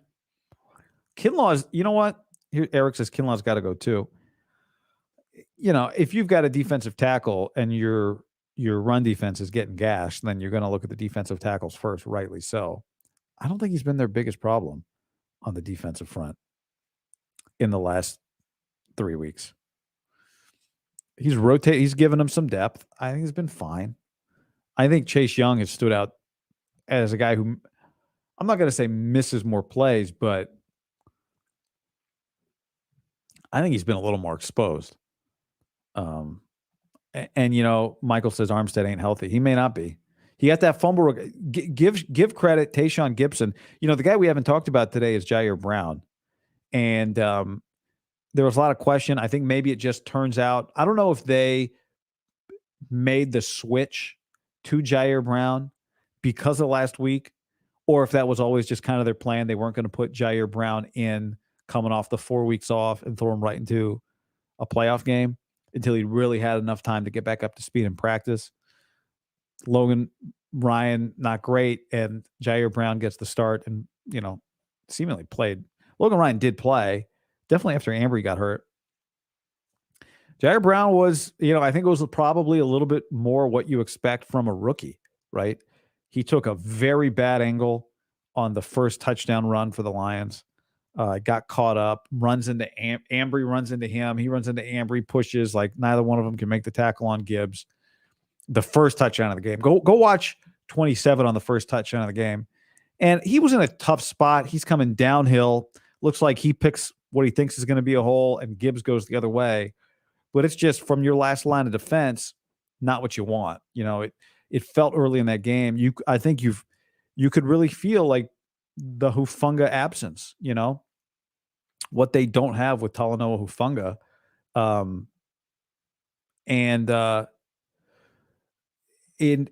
He also made some plays as the game went along. Like on that last drive, it ended up not saving a touchdown because the tight end stepped out of bounds for Detroit. Who was that? Ferkser stepped out of bounds at the 2. But Jair Brown came over to save a touchdown, and he would have had Ferkser not stepped out. Like he was saving that touchdown. On the second flea flicker, the ball that goes kind of through Josh Reynolds' hands, it was a really tough play for Reynolds, but it was Jair Brown who got over there. Ambry's beat on the play. It's the play that Ambry Thomas gets hurt on. And it's Jair Brown that comes over and, kind of gets a bump in, gets there a little early, but is making a play on the ball, so gets away with it. But it's him that gets over there. So I thought it was probably the kind of game you would expect from Jair Brown, in the sense that, like, here's a young guy. He's not been in this spot before, playing a very good offensive coordinator. He's got to really worry about run support, but also he's got Laporta and he's got St. Brown and he's got Jameson Williams is, any ball going to Josh Reynolds probably should have gone to Jameson Williams today. Although Reynolds had one big catch. For a rookie in this spot, I think it's pretty promising. Yeah, I think it's pretty promising. His athleticism matches up. The Niners, I think, got pretty spoiled with Hufanga and just how well Hufanga plays, how well he anticipates. Hufanga is kind of like the Brock Purdy of safeties. Hufanga plays not with pure speed and athleticism, but he plays with anticipation, understanding, smarts, aggressiveness, and confidence. He plays a little bit like Brock does. And it's no surprise then that, he was an instant impact guy without kind of what you figure would be Emmy's instant impact kind of blue chip safety skills, because he's not as fast as Jair Brown. But like Brock, he just anticipates really well. He has a very good understanding of what's happening. And I actually just came up with that one as we were talking. I don't know if I'm the first one to say that, but if I am, I'll probably repeat that one moving forward, because I think that's a pretty good comp. Unless someone wants to talk me out of it, it's a pretty good comp. Murray says Demo at corner with Logan Ryan in the slot a better option. I don't think so. Ambry Thomas keeps contact mostly. His ball skills leave something to be desired. When the ball's in the air, that's a problem. But, the interception today that he didn't have would have been lucky. He was trailing on the play, and I'm not going to give him an almost interception or say Goff should have thrown a pick on that because he shouldn't have. When the play happened, you're just thinking, well, if you're going to get the Ayuk ball, the Lions deserve to get that one back. But I doubt seriously that Logan Ryan in the slot is a better option than Diamador Lenore in the slot. Did you see what Diamador Lenore was wearing today when he arrived? Look, sweet outfit. I don't think that's a good option or a better option. It became the option at the end of the game. I'd be surprised if they did that again. You just got to kind of live with what you got. You're in the Super Bowl. You're in the Super Bowl with this team. And I say this all the time, and maybe it comes from always watching college football, where at the beginning of any college football season, and then like in October, it stays. I watch all these teams, and you're like, all right, who do you like? Who's going to be the top 4? Next year will be who are the 12 teams in the playoff? And the answer is, I don't like any of them. I don't like this team. I don't like that team. I think this quarterback stinks. And then it turns out someone's got to win conference championship games. There are no perfect teams. And the same applies to the NFL. Look at Kansas City. They are imperfect, right? And they're not great against the run. They're not as good as Detroit is against the run. Rashee Rice today, 8 for 46. Kelsey was a beast, 11 for 116. But that's about it. Pacheco, their number 2 back doesn't really give them anything. Pacheco today was 2.8 yards per carry. Now that's Baltimore. He should have more success against the Niners. That's Baltimore's freaky front. And from that standpoint, did the Niners catch a break? No, you don't catch a break getting Mahomes. But I think their offense is better off playing as good as Kansas City's defense is. I think the Niners offense is better off playing Kansas City's defense than they are playing Baltimore's defense. Baltimore's front is just, devastating. Today Mahomes was 30 of 39 for 241, a touchdown, no picks. The thing with this Kansas City team, especially with Patrick, it just doesn't feel like he's going to throw you. He's not going to throw you the ball. Comment from It Snoopy. Purdy is not on Mahomes' level. No kidding. I agree. Snoopy, Ryan Clark, I think, was the only guy saying that anybody was saying that. Maybe some people are saying it, but I will. If anyone has that opinion that they're like both tier 1 guys together, I will disregard that person's opinion. That's not a real legitimate. It's not a serious take. I haven't said it in a while, but I have said it a few times this year that one of the best things that I think gets said in 2023 and 2024 that I at least like a lot, even though it's kind of like social media-y, kind of soft, is that's unserious. That person's unserious. That opinion's unserious. So much of the Purdy stuff is unserious.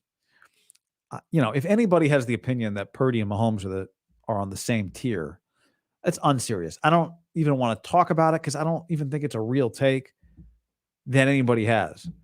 You know what I say? 8 billion people on this earth. You're going to get every kind of take, but that's not a real one.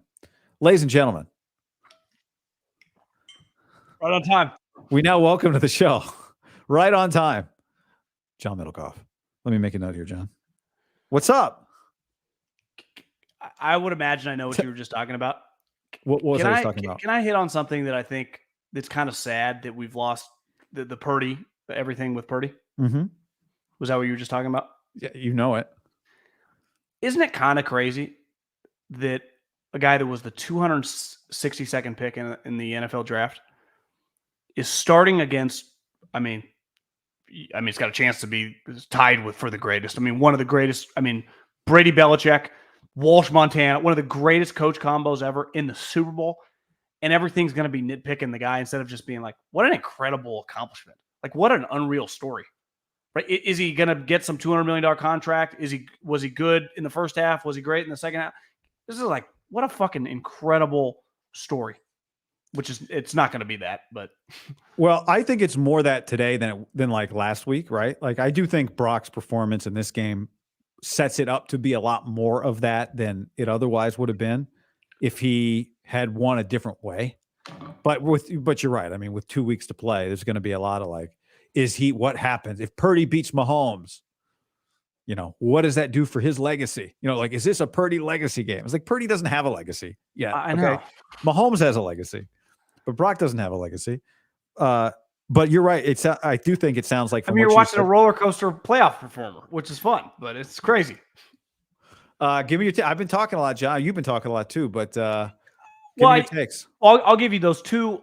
One thing, like on the two balls that he throws to Ayuk, that he throws just the go ball and like the post ball that Ayuk made the one, turned into Richard Sherman on the one, and the other one bounced off the guy's head. And I think like two plays like that are good examples of all week long. These DBs are constantly running. The Lions DBs are getting smoked. And to me, the Lions coaching staff did a really, really good job. Like, we're going to give you some easy completions. Our guys are fucking bailing. You are not hitting us over the top. I bet a lot of money on Ayuk having like 150 yards. I thought he was going to go nuts because all year long, I've watched the Lions DBs running after guys. So I was like, how are the 49ers not going to take shots to him? And they tried. I was on the right guy. Tells you something about the Lions, right? That the Niners never do that. I was on the right guy. I knew it because I've watched a lot of Lions because I like the Lions as well. I've enjoyed watching them play. I think the Lions coordinators had a fucking day, bro. Obviously, it switched once Campbell went for the field goal. I mean, Ben Johnson's first half, it felt like every play called worked. I don't even know if Kyle's ever had a half quite like that where it was against a good team. We're like, what is going on? Even balls that Jared might have incompleted. You're like, is this guy having the perfect half of football? And defensively, we knew they were good against the run, but their DBs were just like, listen, we'll give you some 7-8 yarders. And hell, those were hard. But like, you are not hitting bombs on us. Everyone thinks we blow and you can throw bombs on us. Not happening. So it was like, God, what? Their coordinators were just awesome. And I think on those two passes, for example, like this is why I don't even want to talk about the other quarterback that's not here, but like other players for Kyle sometimes. Jimmy? Yeah, let's just use him. Because when something works in practice and you play for him long enough, you're like, this is going to work in the game. And so you just like 1, 2, 3, boom. And you just let it rip because it's probably worked in practice. Or the play action, you turn around, you let it rip, and the guy's just open. And I think Purdy had a couple of those, I would guess, because it's going to work. And it's worked against them all year, and it doesn't. And it was just moments like that happening where it felt like their coaching staff had adapted or just had made some sweet changes defensively. And offensively, they were clearly on one. And the Niners were just up against the ropes. And then, listen, circumstances and situations in life have to determine how you do things, right? Like you and I can wear this, what we do for a living, but we wouldn't wear this to a wedding, right? I wouldn't like, you have to have some, like you're up 2 scores, like the situation of the game has to impact your decision. Like, yeah, that's probably not a good idea. You're up 24-10. And listen, Kyle talked about at the beginning of the game. He's going to go for some things and it can either go 2 ways. Gets them an extra possession, they score an extra touchdown, or we get the fucking ball. I totally understand that tie game. Even the second one, where it's 27-24, you're like, our defense is starting to get shredded now. Let's be aggressive. I kind of get that one. Great play call, by the way. Steve Wilkes did a little switcheroo there with Dre Greenlaw, freaked him out. But like Dan Campbell, and listen, was it 45-yard field goal? If you kick the field goal there, how many possessions are left in the game? 5 max, maybe 4? You'd be up 3 scores. That was insanity. You give life. You just give fucking life. Steven Spock, who used to play. Would have been a 40 ball was at the 30, so like a 47-yarder, 48-yarder. So long field goal. Yeah. But I'd be lying if I know. Yeah, and it feels, I don't know, the kicker looked kind of good. But Spock a couple weeks ago texted me, or last week, when played in the NFL for a while for Belichick. You know, Belichick had a rule that you got benched immediately if you put the ball, if you extended the ball. Spock also won a Division I intramural basketball championship at Fresno State. He's big. Huge. Last week, Todd Bowles on that rule of, when you're down 14 points, you go for the 2. Yeah. Right. When, in that 5-minute spot, and he couldn't fathom, do you understand what the lifelessness it takes out and the life it gives the other team when you get a stop? And I mean, I bet everyone in this chat, yourself, me, I thought the Niners were fucking going to lose. Not just going to lose, they were getting killed. And then that changed immediately when they didn't get it. They score, and then obviously they get a fumble, and then all of a sudden you just tie game. But the game completely flipped there.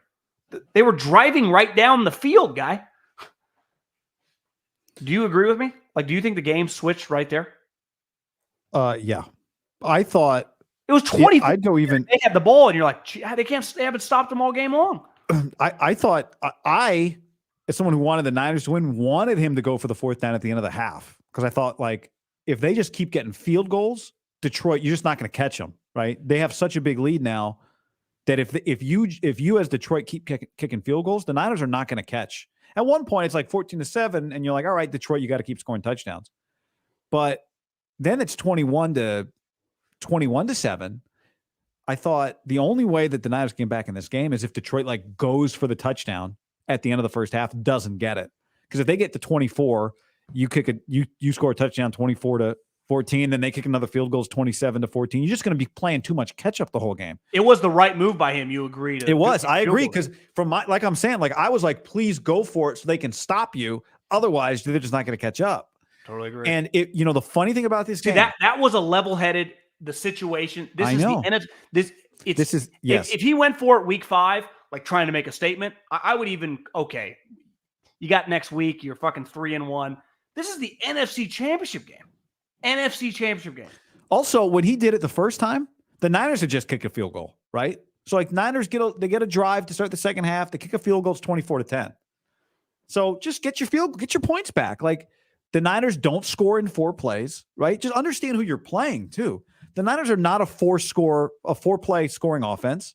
So just kick. It's going to take them 6 minutes to get down the field. Well, I thought they would throw bombs to Ayuk. I actually thought against this team they would, but the Detroit wasn't letting them.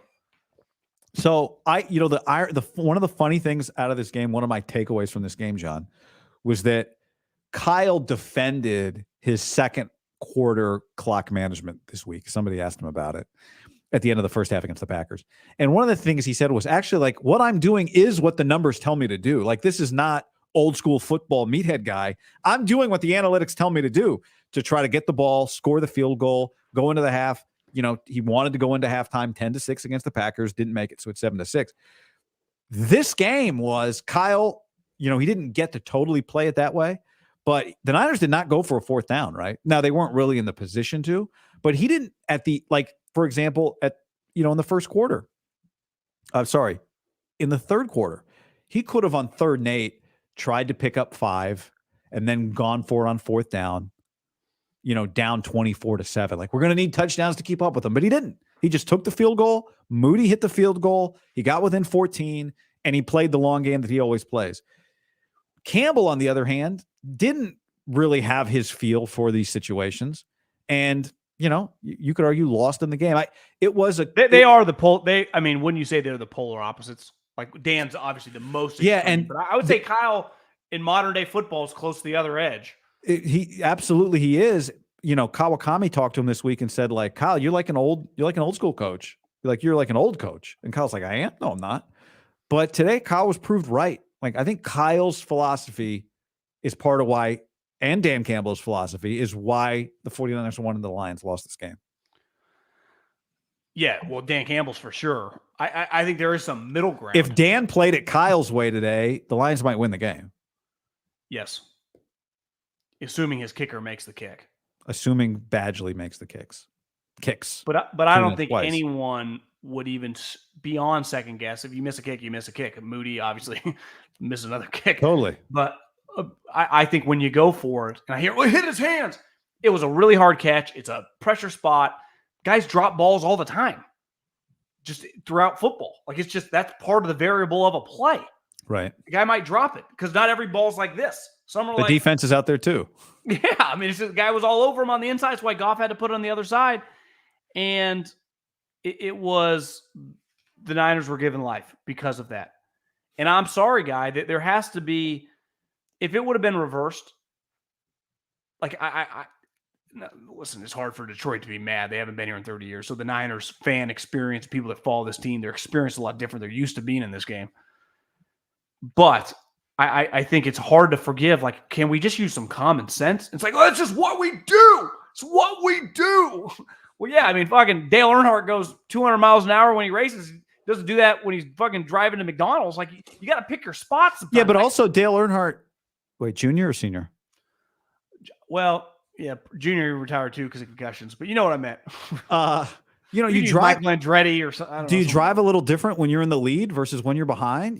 How big is my lead? Do I have a 2-lap lead or a 1-lap lead or a 1-car link lead? Like all this stuff comes into play. And Olsen was like defending it at the end. This is what they do. This is how they've done it. Crazy. I'm like, okay, well, that's fine. But this game changed because of it. The Niners were going to lose, guy. They were in major trouble. John, they were going to suffer one of those. They were getting destroyed. It was the worst defensive performance I've ever seen. Was this going to be worse? No, this wasn't going to be worse than Shanahan's 28-3 game, right? That game would have been worse. This is the Super Bowl, and you're up 28-3. They never had the lead. Never had the lead that game. And this was more like, well, listen, like the coach up some gap integrity stuff, the run defense. Fred and Greenlaw will make some tackles. They'll cheat a little bit, and it was worse than last week. I think Dubois tweeted it was the third most yards in an NFC Championship game at halftime. It's the most ever Kyle's given up in the first half. They were getting shredded, and it's one thing to get a couple runs here and there. It's like every play on the ground was working with ease. Both guys in, out, edges for days. And Kyle's got to watch that film and be aroused, don't you think? It's like, God, I dream of doing that. Seriously, I mean, that felt like Kyle game plan. I bet Kyle's like, if you told me he got Ben Johnson's number and like text him like, I really enjoy the way you coach football. Because Ben Johnson was coaching like Kyle would have. Just ground. Don't need to overthink this. Just keep hammering. They can't stop. Except the flea flickers. Yeah. And honestly, it's weird. Is there a coach that you can ever remember who's clearly like, this guy's really good, that half the fan base, like every 3 weeks, wants to strangle at halftime? Steve Kerr. Yeah, but he's won enough. Like, yeah, they suck. But even when they're good, people are like, he doesn't use Steph right. Like championship, like too many, not enough pick and rolls. Championship. No, I'm talking, and I would even remove. Like, I wonder if Steve's a lot of Twitter. I think Kyle is the fan base. The X. Yes. It just people on their couch that don't even have a Twitter account. Like, Kyle, what the fuck are you doing? Kyle, fire Wilkes at halftime. What are we doing? Hey, looked at their buddy. Do you think that if Kyle went to Jed and said, Jed, can we get $24 million 1 year to give to Belichick? Like, all these conversations were taking place. How do you allow this to happen? What's going on offensively? What is happening? Yeah, why aren't you guys ready? Kyle, how about was Kyle going to do an introspective, like, why were my guys not ready for this game? Well, it's not that, to me, I don't go to Javon Hargrave. I don't go to motivation. I go to, they have some fundamental problems right now. I mean, those guys cannot run block in the middle. They just can't. And their safety tackling. Run block or run stop? Excuse me, run stop. Those guys are getting destroyed. And you sent me the video of old 92's effort on a couple. On he's a pretty polarizing guy in league circles. I'll tell you, I don't know if a lot of people are high on him. And it's not pretty right I now. Do. I know. He's pretty bad. Yeah, it's now like you've said this, I've talked about it. There are no perfect teams, right? Like Kansas City this year has had all kinds of they got DB flaws now and some D-line flaws. They used to just have some DB flaws. The Niners, yeah. Yeah, when you got DB flaws and when your D-line's kicking ass, you're like, hey, just get home. Just get home. Just keep hunting, boys. Even a couple of the Bosa sacks were like, what just happened? Did Goff just give up on that play? Like, it went early. Like, these guys got to hunt. These guys got to hunt to about 3 series in. You're like, where the fuck are these guys? Where are they?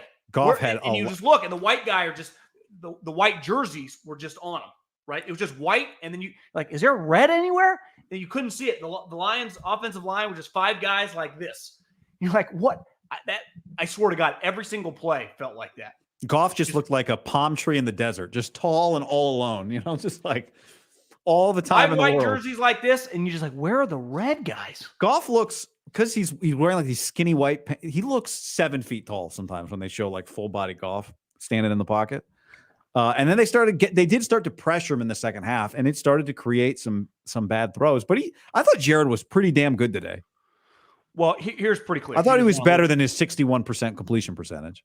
I think if you could combine the two quarterbacks, you have a big time player, right? Like Jared Goff is a better true pocket quarterback than Brock Purdy. He's 6'5". It's easier for him to see, right? Jared Goff cannot move. Purdy turned into Lamar Jackson Jr. in the second half. So if Jared Goff could move, maybe he'd be a fringe top 5 guy in the league, right? He literally cannot move. Yeah. If Purdy has to be able to move, because if he couldn't play, right? Well, obviously, like he would be not very good. Like his movement is a huge skill that he brings to the table. And I'm just talking about scrambling around, let alone being able to, he busted out some runs today, which to me were just like instinctive. I got to make some fucking plays. We got to make some plays. Kind of felt a little like old school 90s football when there were like less runners, but guys would take off. They would like do the leaps. You just do whatever you could to get a first down. Like he was doing some of that, which is why they like him a lot. But then did you hear on the Chiefs broadcast, they lead the league in tip balls at the line of scrimmage, their defensive line? That's a problem. I didn't hear that. That is a problem. But you don't have to lead the league in order to tip Purdy's ball. So I know, but I'm just saying like that's something it was pretty evident tonight a couple times. Yeah. Hutchinson tipped the ball. Hutchinson was in his face when he tipped the ball. It wasn't like Hutchinson was 12 yards back. I mean, he's in his arm like this. The ball. Yeah. What I don't know what Kyle's doing. And that ain't changing either. It felt like he did it more, and maybe these plays, because he doesn't have a quote-unquote true drop-back game, everything is based on the play action. Why don't they kind of get him on the move a little bit more, Brock? Oh, you like sprint right option? It's like, don't run that play. Yeah. Move the pocket.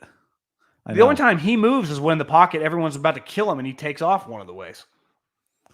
They don't really get him like on the move quick, like an out route or whatever. What was your favorite Purdy play? I was going through like the best Purdy plays today. You've got the Juwan Jennings third down throwback over the middle, one-handed catch. I think you got it. My pick was the almost sacked, dude on his back, gets out from the sack, and then finds Juszczyk on the sideline for a tippy toe first down. You also had him scramble around and throw it to Juszczyk. That was a good play. That was a good play. The touchdown throw to Ayuk after the Ayuk fluke or the immaculate deflection was an excellent throw. Did you see Ayuk post-game interview? No. Aaron Andrews was like, let's talk about the play. Brandon goes, a ladybug landed on my shoe pregame, and that's good luck. That was on his helmet right into his arms. That pass to Ayuk, the touchdown was pretty nice. He did have, a Jimmy Garoppolo moment tonight when he threw the pick, it might not even have been on the pick play when it was going pretty poorly, and Kyle fucking was going nuts with this. I think it was after, because he missed 2 throws, and then this happens a lot with Brock. You're like, what is he doing? And then they show the throw, and it's like, oh, he got hit at the line again, which is what happened on the pick. The ball got hit, but still, I think it was after that Kyle said something. Was talking to him. There were a couple plays toward the end of the second quarter, or in the second quarter, where Ted Nguyen, who was tweeting about the game, saying like Ayuk and Debo were open on this play. I think when he gets out of sorts, he stops seeing things, and then when he's in sorts, he sees everything. There's no middle ground where where it's like not going that great, not going bad, but it's just kind of middle ground. He's either kind of humming like he did in the second half, or in the first half, you felt like it was a little Green Bay-ish again. You got to find a way just to, find a little middle ground against the better teams. It's kind of what the Niners are. I'm trying to find what was the play he got crushed on a play from pressure up the middle. On the touchdown, he got his hit. He got sacked. Maybe not sacked, but got rid of the ball. Yeah, there was a play earlier in the game, like middle of the field. I'm trying to find. He got absolutely crushed. Someone in the chat said Goff would die on our team. It's true. You could not have a quarterback on this team that couldn't move, because they're one concerning thing. I'm not trying to get ahead of ourselves here, but like can the guards and centers block Chris Jones on this team? I just think it's going to be a problem. Yeah. Well, I think the best play the Niners have is short swing ball right now is short swing balls to Debo. I mean, Debo and McCaffrey today were excellent creators. You know, Debo, you don't win this game without Debo Samuel. That much is this. I thought you could win this game without Debo this week. After watching the game, they could not have won this game without Debo. He takes 2-yard negative swing balls where it's just like Ayuk's the only guy out there blocking for him and turns him into 7 yards. It's just crazy. You know, it's right. Kittle can break tackles. I mean, Kittle can too, but don't the swing ball to Kittle where it's like you really need the tunnel set up on those. With Debo, the thing could be the play can be a complete. Yeah. What's the phrase they use in the military? Like a fogo or a foobar. Yeah, fucked up beyond recognition. Yeah, it could be a complete foobar. And watching Masters of Air, by the way, on Apple Plus, good little show. World War II pilots. The guy that played Elvis. Good show. Apple Plus, underrated little streaming service. Yeah, what you got going on Apple Plus these days? Slow Horses is MI5 show, not bad. I watched The Chick That Cooks. You see that show? Lessons in Chemistry, good show. Yeah, that's a good one. I watched Killers of Flower Moon on Apple Plus. They just got to give me a lot of options, you know? Yeah. But you know what's crazy about the sport of football? You know, in a team sport, is like your team. You know, the Chiefs have made it to the Super Bowl 4 times in 5 years. Yeah, but I'd say their team's been dramatically different over the last couple of years than it was when the Niners faced them, right? And while the Niners have only made the second Super Bowl in that stretch, their team feels dramatically, even though they have a lot of the same players, feels way different this group than the last group. Like in terms of strengths, weaknesses, what's going well, what's not going well. Like that you're like, that defensive line is gonna hunt, right? But you're like, offensively, like receivers, what's going on here? You just, people barely knew who Debo Samuel was. It just shows you, and this is where I do give Kyle credit of like getting belief in the group. It's why I support Purdy even through the bad times. And the first half was pretty ugly, I thought. Is like, if the team really believes in him, and I'm not talking like the quote unquote team, I'm talking like the star players, like Trent Williams, Debo Samuel, Brandon Ayuk, Fred Warner, like they'll keep playing hard for him. Then like, yeah, I'm going to roll with them. Right. Even at times, like I see things that are like, you think they support him in a more real way than like Jimmy? I mean, they supported Trey publicly. You think? Because I think they think he's better. Yeah. I think they obviously their team has been much better with him, and it's why you allow when I have more belief in you, you can allow for some bumpier times, which tonight was in full blow. Now, it wasn't all his fault, of course. I mean, the defense was getting shredded. But then it also puts added pressure on the offense, and the offense felt really tight. It just felt like a double whammy. It's like, well, the offense, it's hard when you're watching. This happens in the regular season a lot, college or pro. Like the team you're rooting for, especially when you gamble, you're like, it's impossible for them to get 4 yards. And when the other team is on the field, they get a first down, I swear to God, on every first down. It's like they don't even have to get to second down. There is no second. They've already have another first down. They were getting third downs with ease. And then the 49ers like 3rd and 8. It's like, fuck, how are they going to get it? They're getting 3rd and 15s, 3rd and 12s. It's just, it's crazy the opposite of the two in terms of what you feel when you're watching a game of one's really easy. It's like, is this team sweating? And the 49ers to get a first down had to be perfect on 3 straight plays. And then Christian would be like right over the first down mark, right? Or Purdy would leave, or like Debo would have to break 7 tackles. You're like, this is not a sustainable model. No, it was not. It was not. It felt if it would have been flipped, if the Niners were playing as well as the Lions, and the Lions were playing as shitty as the Niners would have won that 50-0. Yeah, yeah. Or it felt like a Niner game. Each team they would have killed them. It felt like a 49ers game in the first half. They would have killed them.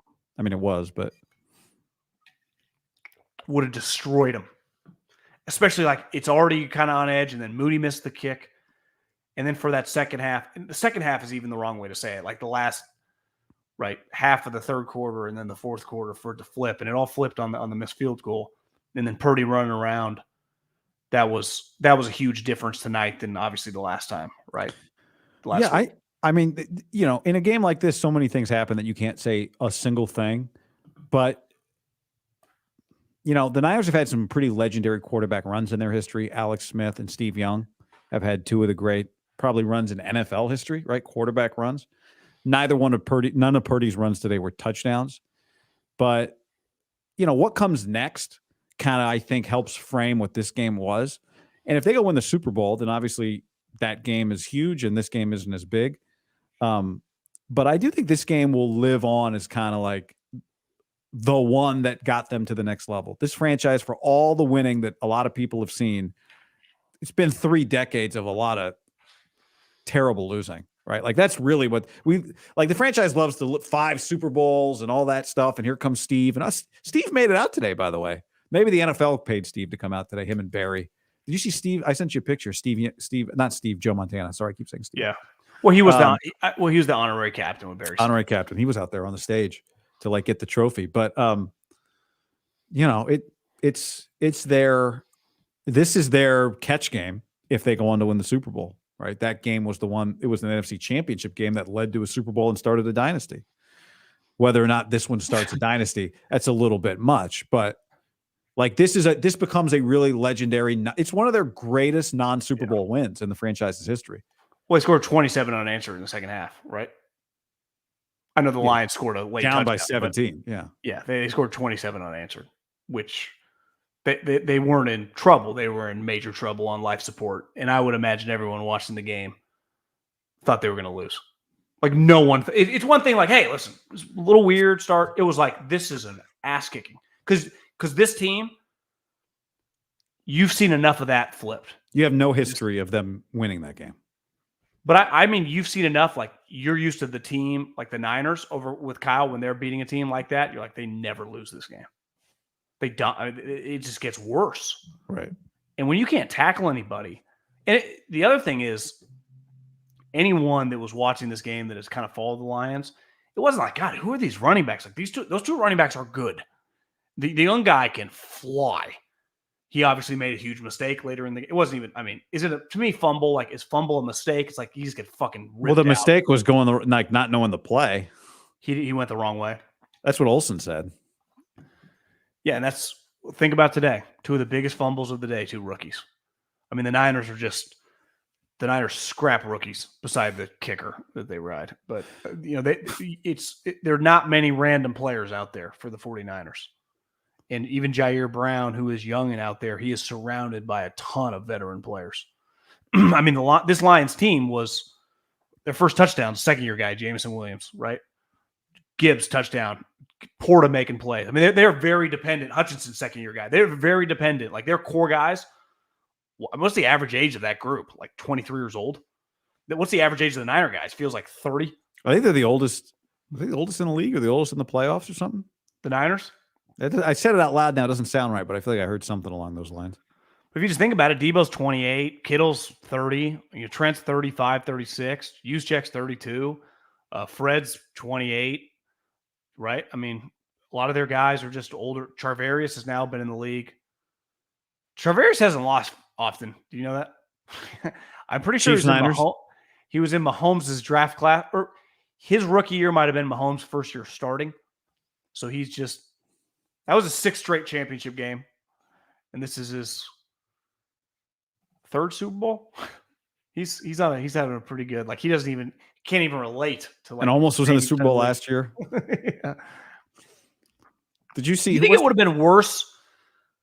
Was last year worse, or is it worse getting your ass kicked? Because we were talking about that at halftime.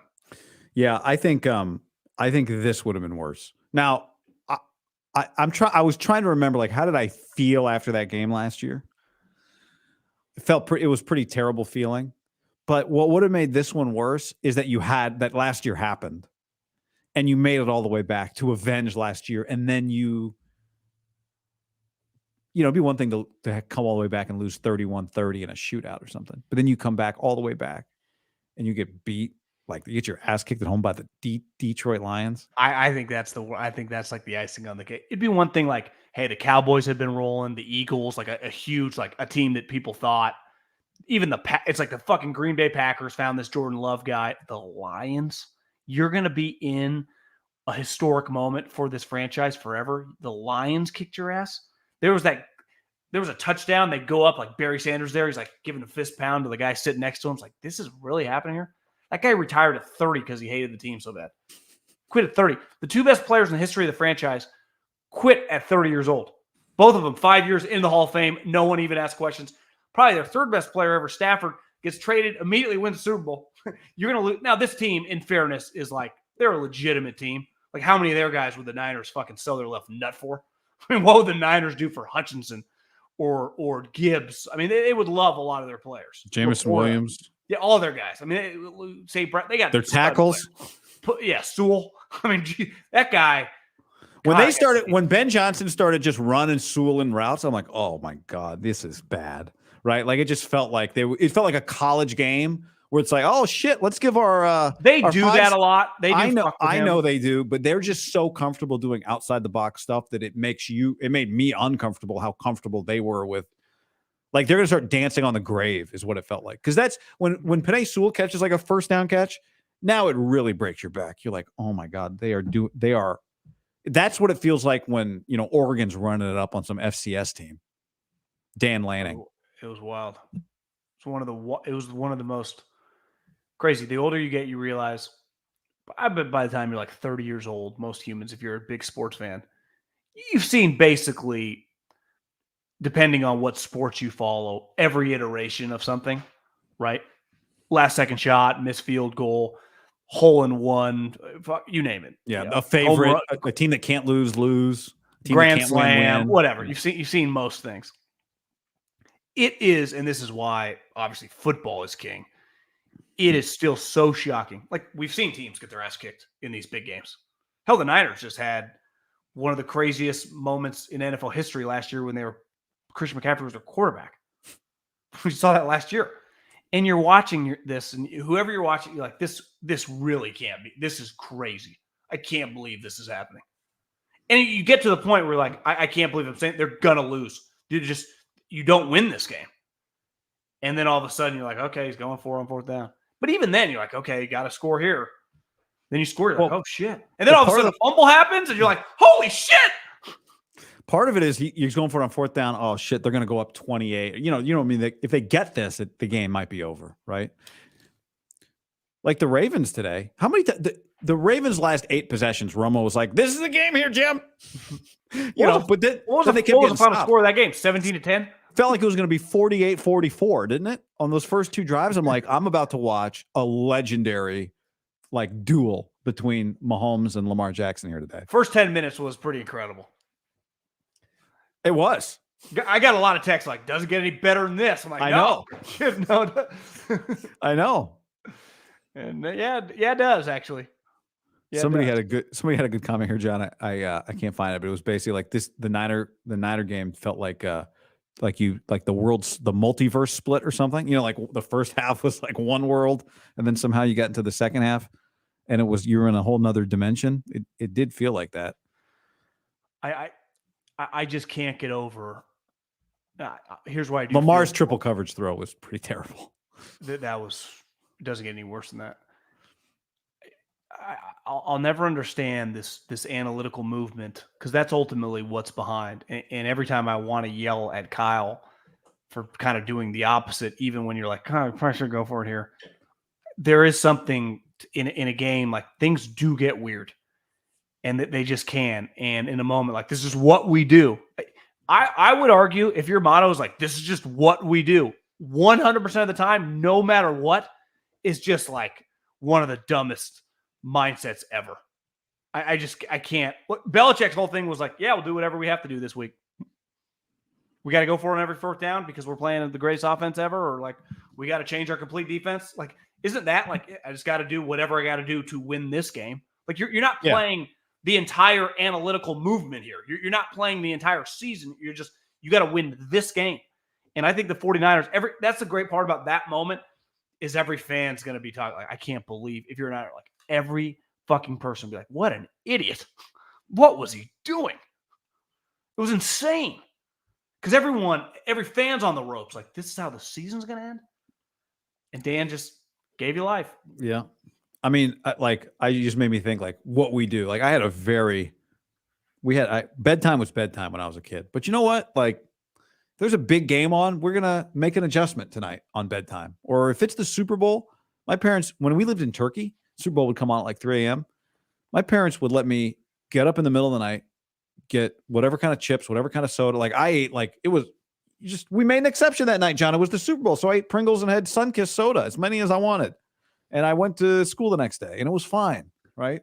Like, let's make some exceptions. Now, look, if you think it through and then go, okay, we are still going to go for it here, fine. But I agree with you. This is what we do is because that's what the percentage, right? Because that's part of the percentages is like if you don't do it all the time, then you're kind of killing the percentages. Not that I want to do a kill analytics thing, but yeah, well, it's not analytics. It's like they support him because they go, the decision was right. It's bullshit. It's just it can't be, and it's unfathomable. I think to a lot of older people in the sport, college, pro, whatever, in that spot, in that situation, you can be a really tough guy. If fucking Chuck Liddell and Chad Mendez and Conor McGregor walk into the bar and start in trouble, like I'd probably walk away. Like you might not win that one, right? And so it's like I'm all for. I support a lot of times when he goes for it, but think about the game, the Cowboy game, when the refs screwed up. You know that situation with his tackles. Mm-hmm. He was going to go for it on first, the 2-point conversion, the 2-yard line, or is it the 2.5 in the NFL, wherever it is, right? Teams do it. Then he gets a 5-yard penalty, and he still goes for it. He can tie the game or go for it on 1st and 7 on the 2-pointer. To me, logic would be like, Dan, the 7-yard one spot in the red zone is it's crazy. Just tie the game. It was like, that's just what he does. Like, listen, did he get fucked? Did the refs call the wrong thing? Even though I'm pretty sure even if the refs had called it correctly, the tackle on the left side was uncovered. So technically it was supposed to be a procedural penalty, but regardless. Oh, but they missed it. Once you get the 5-yard penalty for whatever, I forget the exact penalty they called in the Lions. Oh, offensive, lineman downfield. But you kick the field goal at the 7. It's not the same. How does the mind not change? Right? The Eagles, they kick a lot of field goals on extra points. But if you get a penalty and get them at the 1, then what do? Situation change. They go tush push and they just go for 2. But they don't go for 2 at the 2.5-yard line always, right? But the moment you jump off sides on a field goal, they send back out the offense. Why? The situation changed. So do you think Kyle wanted to, actually he might have because it was the Detroit Lions, but obviously he had to kind of change his mindset in this game. Like we had to be a little more aggressive passing the ball. They were going 3-4 wide, Brock in the shotgun pretty quickly. And maybe they would have done that no matter what, but he had no choice. It was like, kind of got to pick our spots running the ball. We can't afford to just, 3-4 yards and just tackles moving forward when we're down double digits. I wondered if he was going to go tempo, but he didn't. Debo had a catch in the first drive of the second half where Debo catches the ball, and you can't quite tell, is Debo going like let me eat, or is Debo going like let's go. And it kind of stunned me. I'm like, oh my God, they're about to go tempo. And then they cut to the next shot and they're just huddled up. They're not going to do that. Let's not get crazy here. That's like 5 off seasons from now, like Kyle doing a little off season project. Well, if I had Mahomes, I might go tempo, Well, you're not going to get Mahomes. Comment, he Staleyed his team out of the Super Bowl. It did cross my mind, and this is what happens when you have gut punch losses, because that's what Detroit had. It's like, should they hire Ben Johnson? Now, Dan Campbell's not Sirianni, so I wouldn't do that one here like I think the Eagles should have. But you do wonder, like, Goff's as good as he's ever been. Ben Johnson's clearly a star. Like, if you're Washington and when it's announced on Tuesday that Ben Johnson's your head coach and Adam Pease your GM, aren't you feeling pretty good? I think you're feeling fantastic. You're feeling pretty good. The one positive for the Super Bowl, as crazy as this is to say out loud, the Chiefs and the Packers are way more explosive than the Chiefs. The Lions and Packers are more explosive than the Chiefs. Who'd I say? Chiefs and Packers. Yeah, excuse me. The Lions and the Packers offensively, what they roll out offensive weaponry. I mean, it's not far behind if the Niners have been at the top all season long. They're right there, especially the Lions. I mean, you're talking legit firepower. The Chiefs aren't exactly a firepower team. Well, like we just saw why you don't want to play Mahomes and Andy Reid, but they beat you like will, toughness, smarts. They don't turn. Purdy can't be turning the ball over. The turnovers are not allowed. Like no, because the other guy's not turning the ball over. Mahomes not turning over, but hasn't thrown a turnover in 7 straight playoff games. The Ravens are so good against the run that I do think that might be the Ravens might have been a worse matchup for the Niners in Kansas City. Now again, Mahomes Lamar could just do some crazy shit, but Lamar might throw you the ball. Like Mahomes isn't throwing you the ball, right? You would never ask for Mahomes, but just the fact that the Ravens run defense, I think, is much better than Kansas City's. And Kansas City and Baltimore didn't even run the ball against Kansas City. No. It was weird. They had 8 carries or something other than Lamar. I don't know. What do you think about that? Are you saying that? Because the Ravens don't really have weapons. Yeah, Zay Flowers or Lively. Yeah, but the Chiefs do not, right? Their number 1 wide receiver is technically like Rice now, MVS. I mean, Tyreek Hill's not walking through that door. Now, Travis has a little like, my back's hurting, but I'm Scottie Pippen and Michael Jordan needs me. I'll be ready kind of vibes going. Like those two guys are just, they showed up today. Did you notice their celebration? Did you watch a lot of their celebration before you flipped the Niner game? I watched up to Travis talking. They were not like, there's like, of course we won. They kind of had that vibe. I thought their players did, especially Patrick. Yeah. Fuck yeah, we beat the Ravens. You think Lamar Jackson's going to beat me? Me. Do you know that Patrick Mahomes, Todd Monken, is going to, you think John Harbaugh, who Andy's like, I love John Harbaugh. You guys are lucky to have him. And I'm glad you do. She's like pointing at Taylor. It's just, the Niners. You had a stat. You said. He's got as many playoff wins, Patrick Mahomes, as Peyton Manning and John Elway. He's 2 away from Joe Montana. Well, he's 2 Super Bowls away. 2 wins. 2 wins away from tying Joe Montana's most playoff wins. He's 1 Super Bowl from tying Troy Aikman. Like, he's 1 Super Bowl away from having tied Aikman for the 4th most Super Bowls among quarterbacks. And obviously he would pass. Peyton's got 2. Elway's got 2. He'd pass them. Yep. All those guys have 2. John, I looked up his numbers. I said it earlier in the pod, but he's now played in 17 playoff games. So like a season of playoff football. He's 14-3. 67% completion, 4,800 yards. 4,800 yards would be a top 33 single season NFL passing, that's a top 30 NFL passing season, basically. He's 14-3 in the playoffs, and he's got 39 touchdowns and 7 picks. Do you know what's crazy is like when your record's that, it's really easy to be like, know the 3 losses. He lost to Tom Brady in his first year starting in the AFC Championship game that went to overtime. He lost to Burrow in that game right at home a couple years ago. And he lost to Tom Brady in the Super Bowl when both their tackles were out and they couldn't block and he was running for his life all game. But like, he beats everybody. I mean, he just beat the other 2 best quarterbacks in the league. I think Josh Allen's better than Lamar. Like, hey, I wouldn't. I think if you polled 32 GMs, would you want Lamar or Josh Allen? I think it would be overwhelmingly Josh Allen. Do you agree with that? I do, actually. And I think if you asked Andy and Spags, like if you were sitting next to Andy and Spags right now on the plane as they're flying back from Baltimore, who was harder to play against? I don't even think they would hesitate to say which one.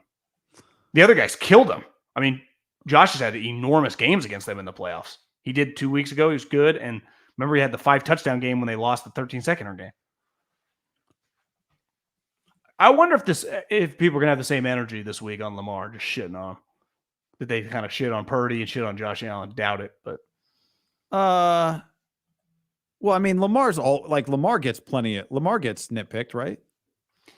Kinda. I mean, I used to more, then he kind of avoided it. Now this year's been like, I can't believe Atlanta didn't trade 7 first-round picks and give him $700 million that the Ravens just would have matched. Crazy.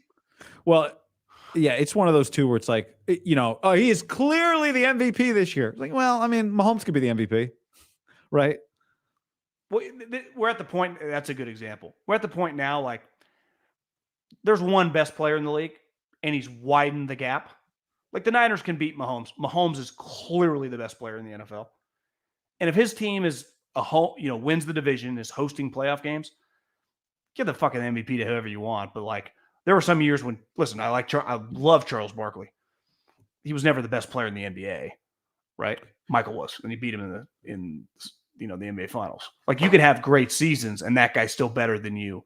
Especially, I think, like, one thing he's proven is you just never bet against him, which they're the underdog in this game. Now, I do believe that a lot of money is going to come flowing into the Chiefs, don't you? I wonder if within a week that number's like even.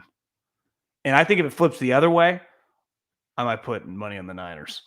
Wait, what'd you say the numbers right now? I thought it originally opened. I thought the Niners were favored by 2.5 points. Is that the number you saw? I haven't looked. No, I didn't look. I can look right now. That seems crazy to me, but yeah, same. That's the case.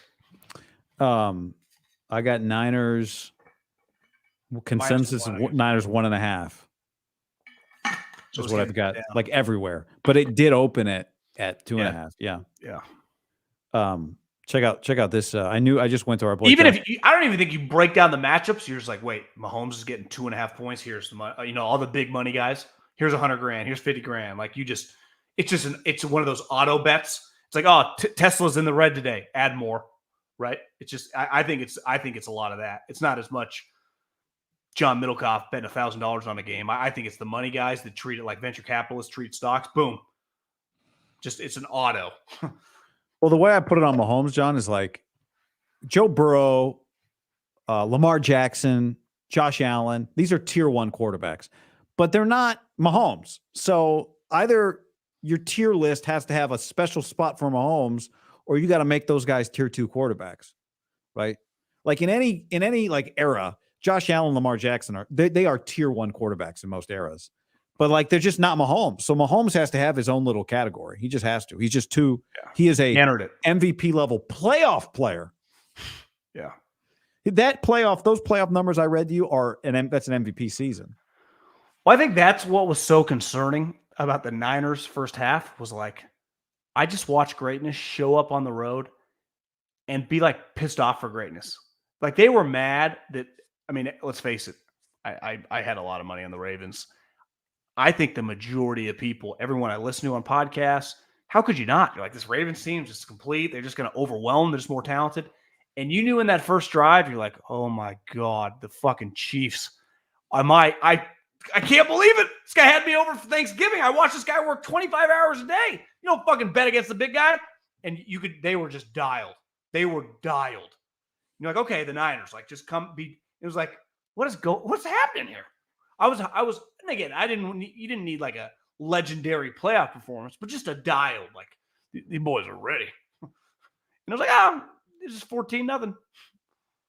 That first drive was and crazy. First drive, they scored. There was first downs in 4 plays. 13-12 on the clock when they went to break. 13-12. How often do you see 13-12 after one drive in the NFL? Non like, opening bomb or, 50-yard run. It was like 6 plays. I don't even know what the number of plays on the drive was, but the first drive was 4 plays. There were several. 4 plays by the Lions. Yeah. 3 first downs. And then their next drive was 11 plays and 1 third down. So they ran what? They had 2 drives, 1 third down, 2 touchdowns. That was the part that was concerning. They're not even getting the third downs. Well, that's why the 4th down didn't impact the first half, because he didn't even get remotely close to those. Yeah. Right. I think I wrote down at halftime they were 5 of 7 on 3rd down. So their 3rd down, they were so efficient. How many 3rd downs before the game flipped? We're like, okay, 3rd and 12, just get a stop, just fucking take a deep breath. And then they run like a counter run, and there's no one over there, and Gibbs gets 13 yards. You're like, how 3rd and 12? Or it's like 3rd and 16, hit fucking St. Brown across the middle. Well, they had their second drive, 3rd and 9, blitz, Amon-Ra, catch and run.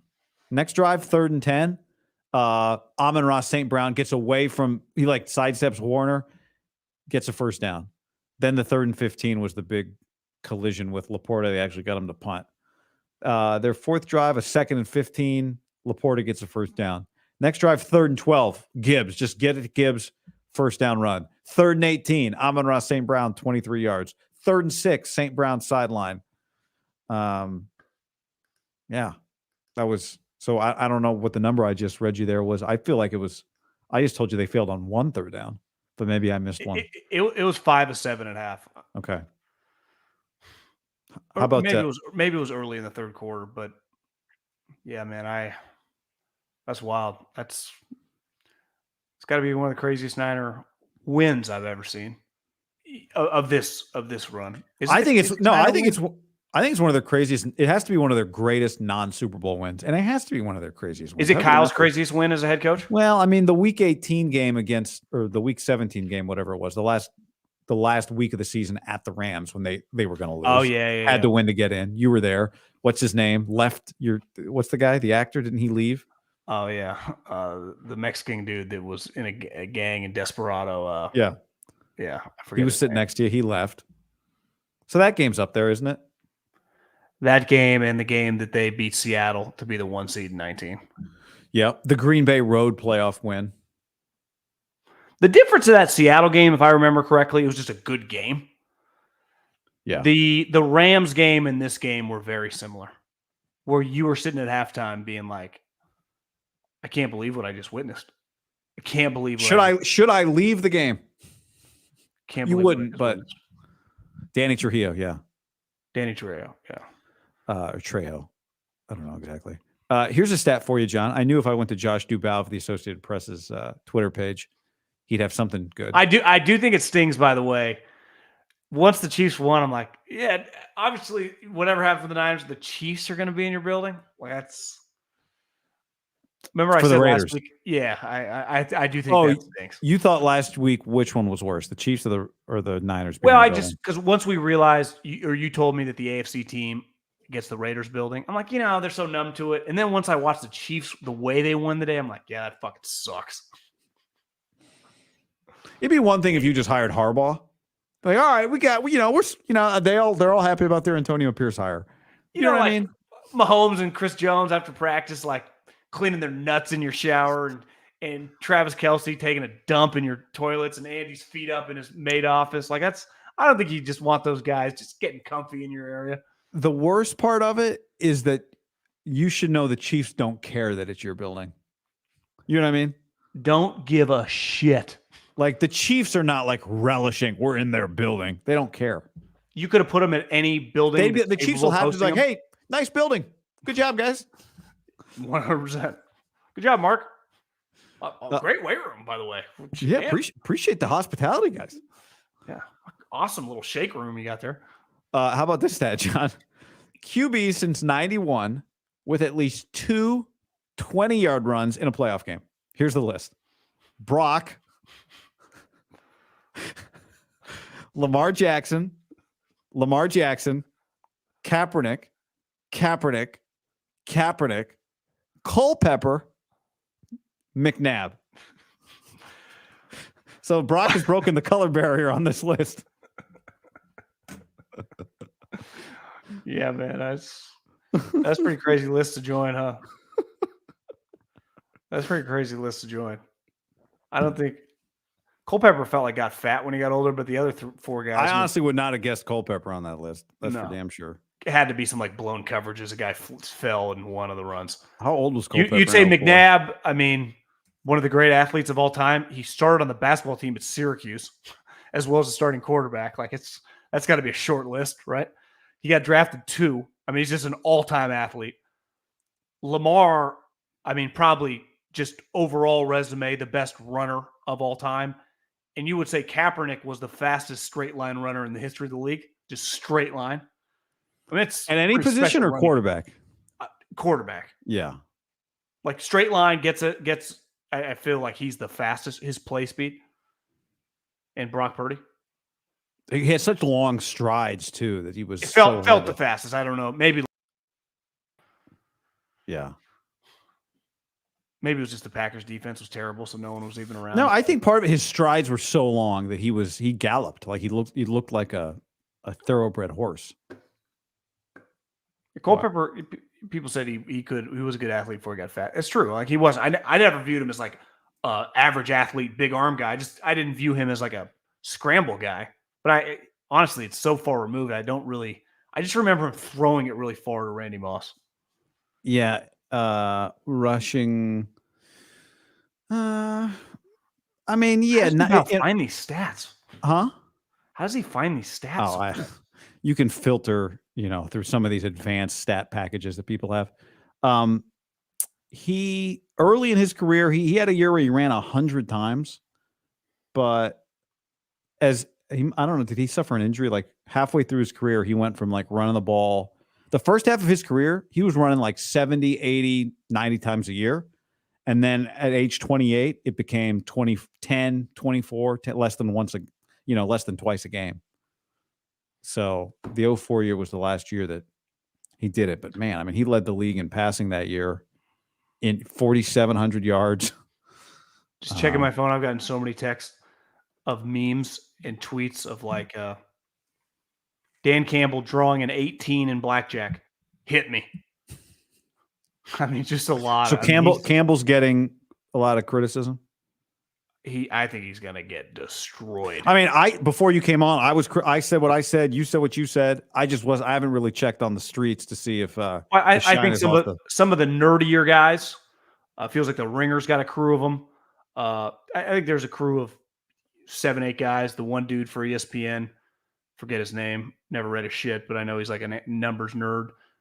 I think he's gonna have that's gonna be a zag tomorrow. Because I think every former player... You're saying they're going to zag on Campbell? They're going to say he made a mistake? Or they're going to defend him? They're going to support him because it's going to be universal. Every former process-oriented, John. Every former player is going to lose their shit. Every platform they got, right? And they're going to be some of the nerds that are going to go to bat for him. And by Wednesday, there'll be some back and forth Twitter arguments of like former player X that's, borderline Hall of Famer with this other guy with double the amount of Twitter followers that's just screaming about process throwing numbers. I can see that coming from a mile away. Who's the player going to be? It's going to be like it's like the Kendrick Perkins of the NFL. Right. I was going to say Marshall Faulk, but I don't think is he doing stuff anymore? Yeah, I think the problem, that crew would be, most of them are like probably not involved in Twitter enough, like the Warren Sapps, the Marshall Faulks. I mean, the guys that would talk so much, would say things that were like, I can't, probably best they're not, like the version of if like fucking Gary Payton or Karl Malone had it, like things they would say, like Kevin Garnett. Like sometimes I get his blurbs from like when he's on the Showtime show. It's like, yeah, he probably shouldn't tweet out every thought he's got. But like, I want to hear from them. Like, I don't want to hear the fake stuff.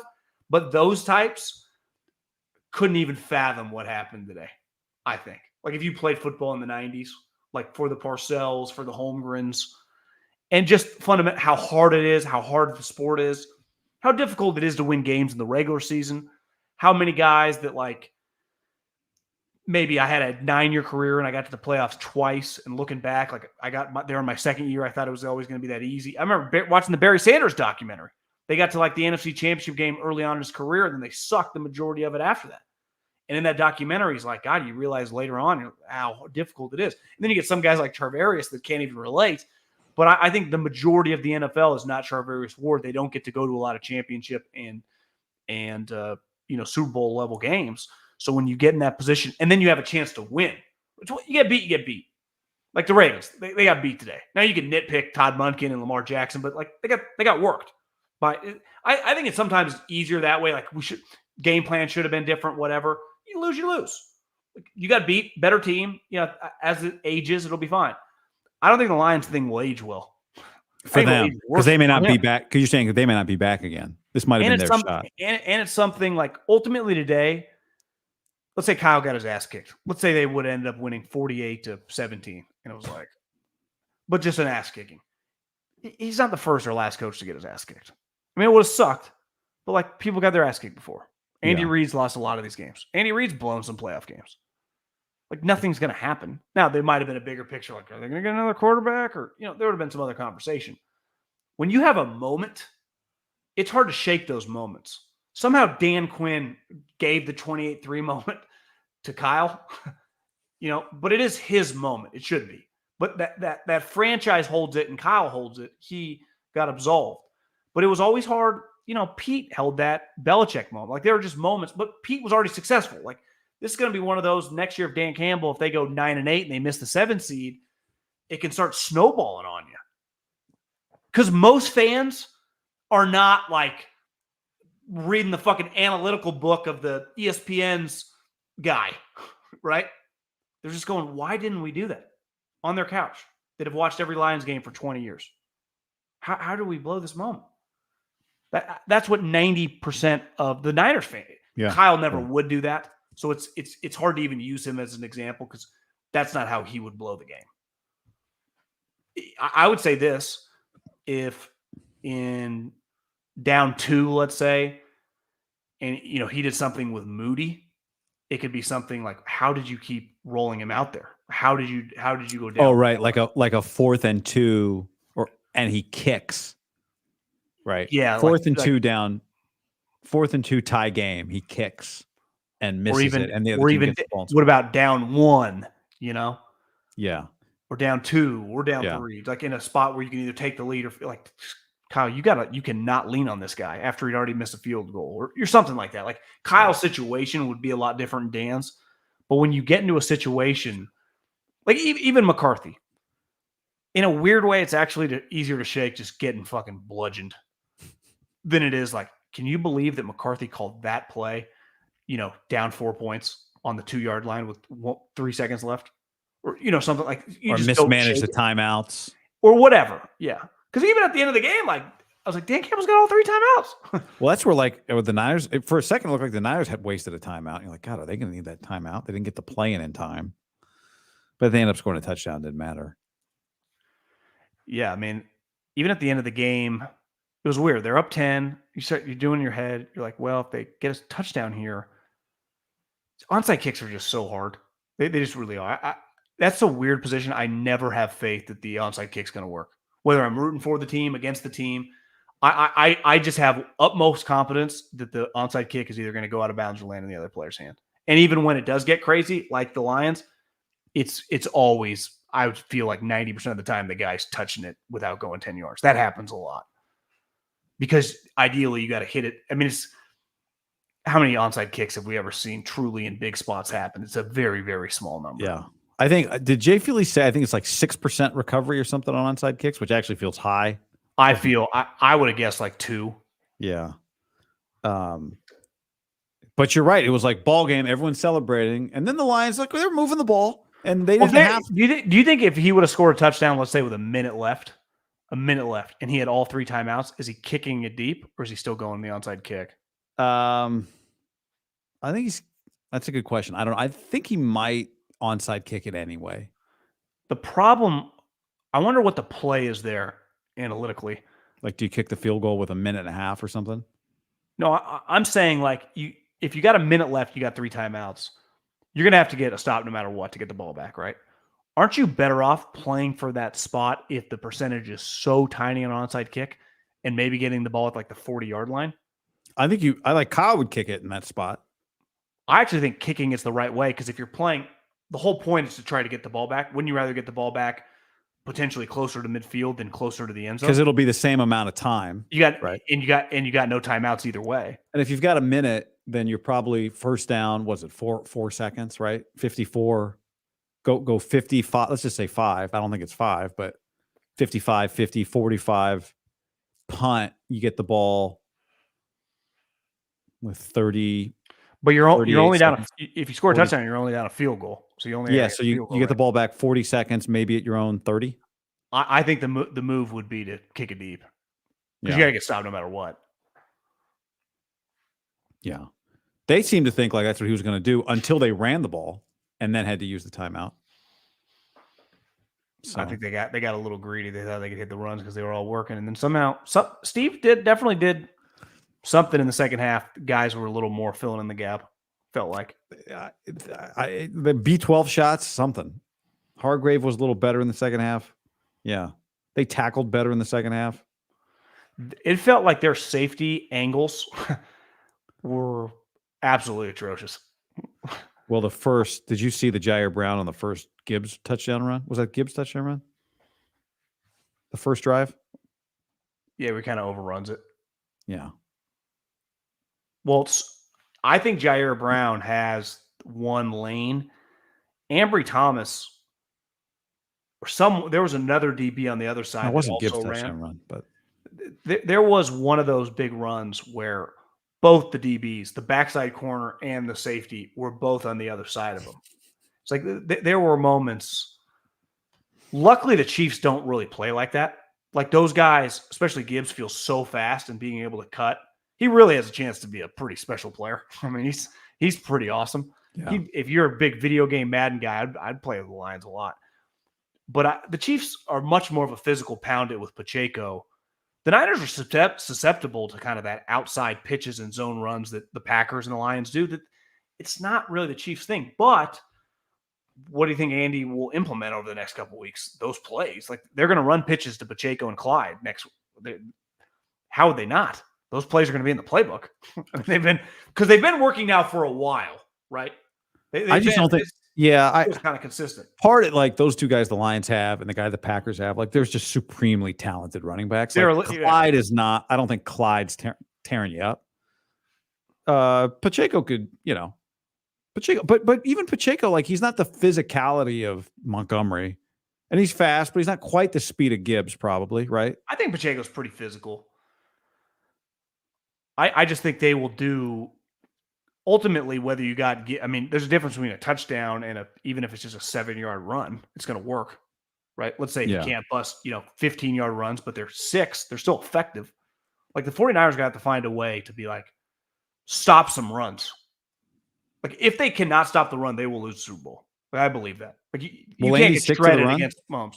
Fuck yeah, he's been sticking to the run with this guy. They are kind of different this year. They were last year down the stretch. That's my thing. Like you got to find a way over these next 2 weeks to just be more effective. Doesn't mean you can't give up a run, but it can't be every single play like a guy gaining at minimum 5 yards. Yeah, well, you will lose to this team doing the Lions will not let you back in the game the way that the Chiefs will not let you back in the game the way the Lions did.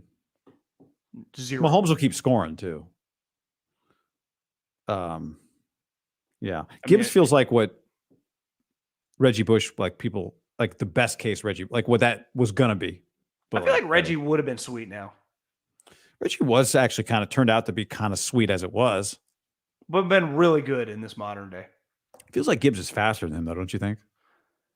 I felt like Reggie in college was the fastest guy I'd ever seen, but this version of Gibbs, Gibbs is like, I don't know if you saw what Wilk said. Wilk said like before, like this week, he's like, Gibbs, thing about Gibbs is it says he's 4.3 on paper and he's 4.3 on tape. And he looked at today. He's really good.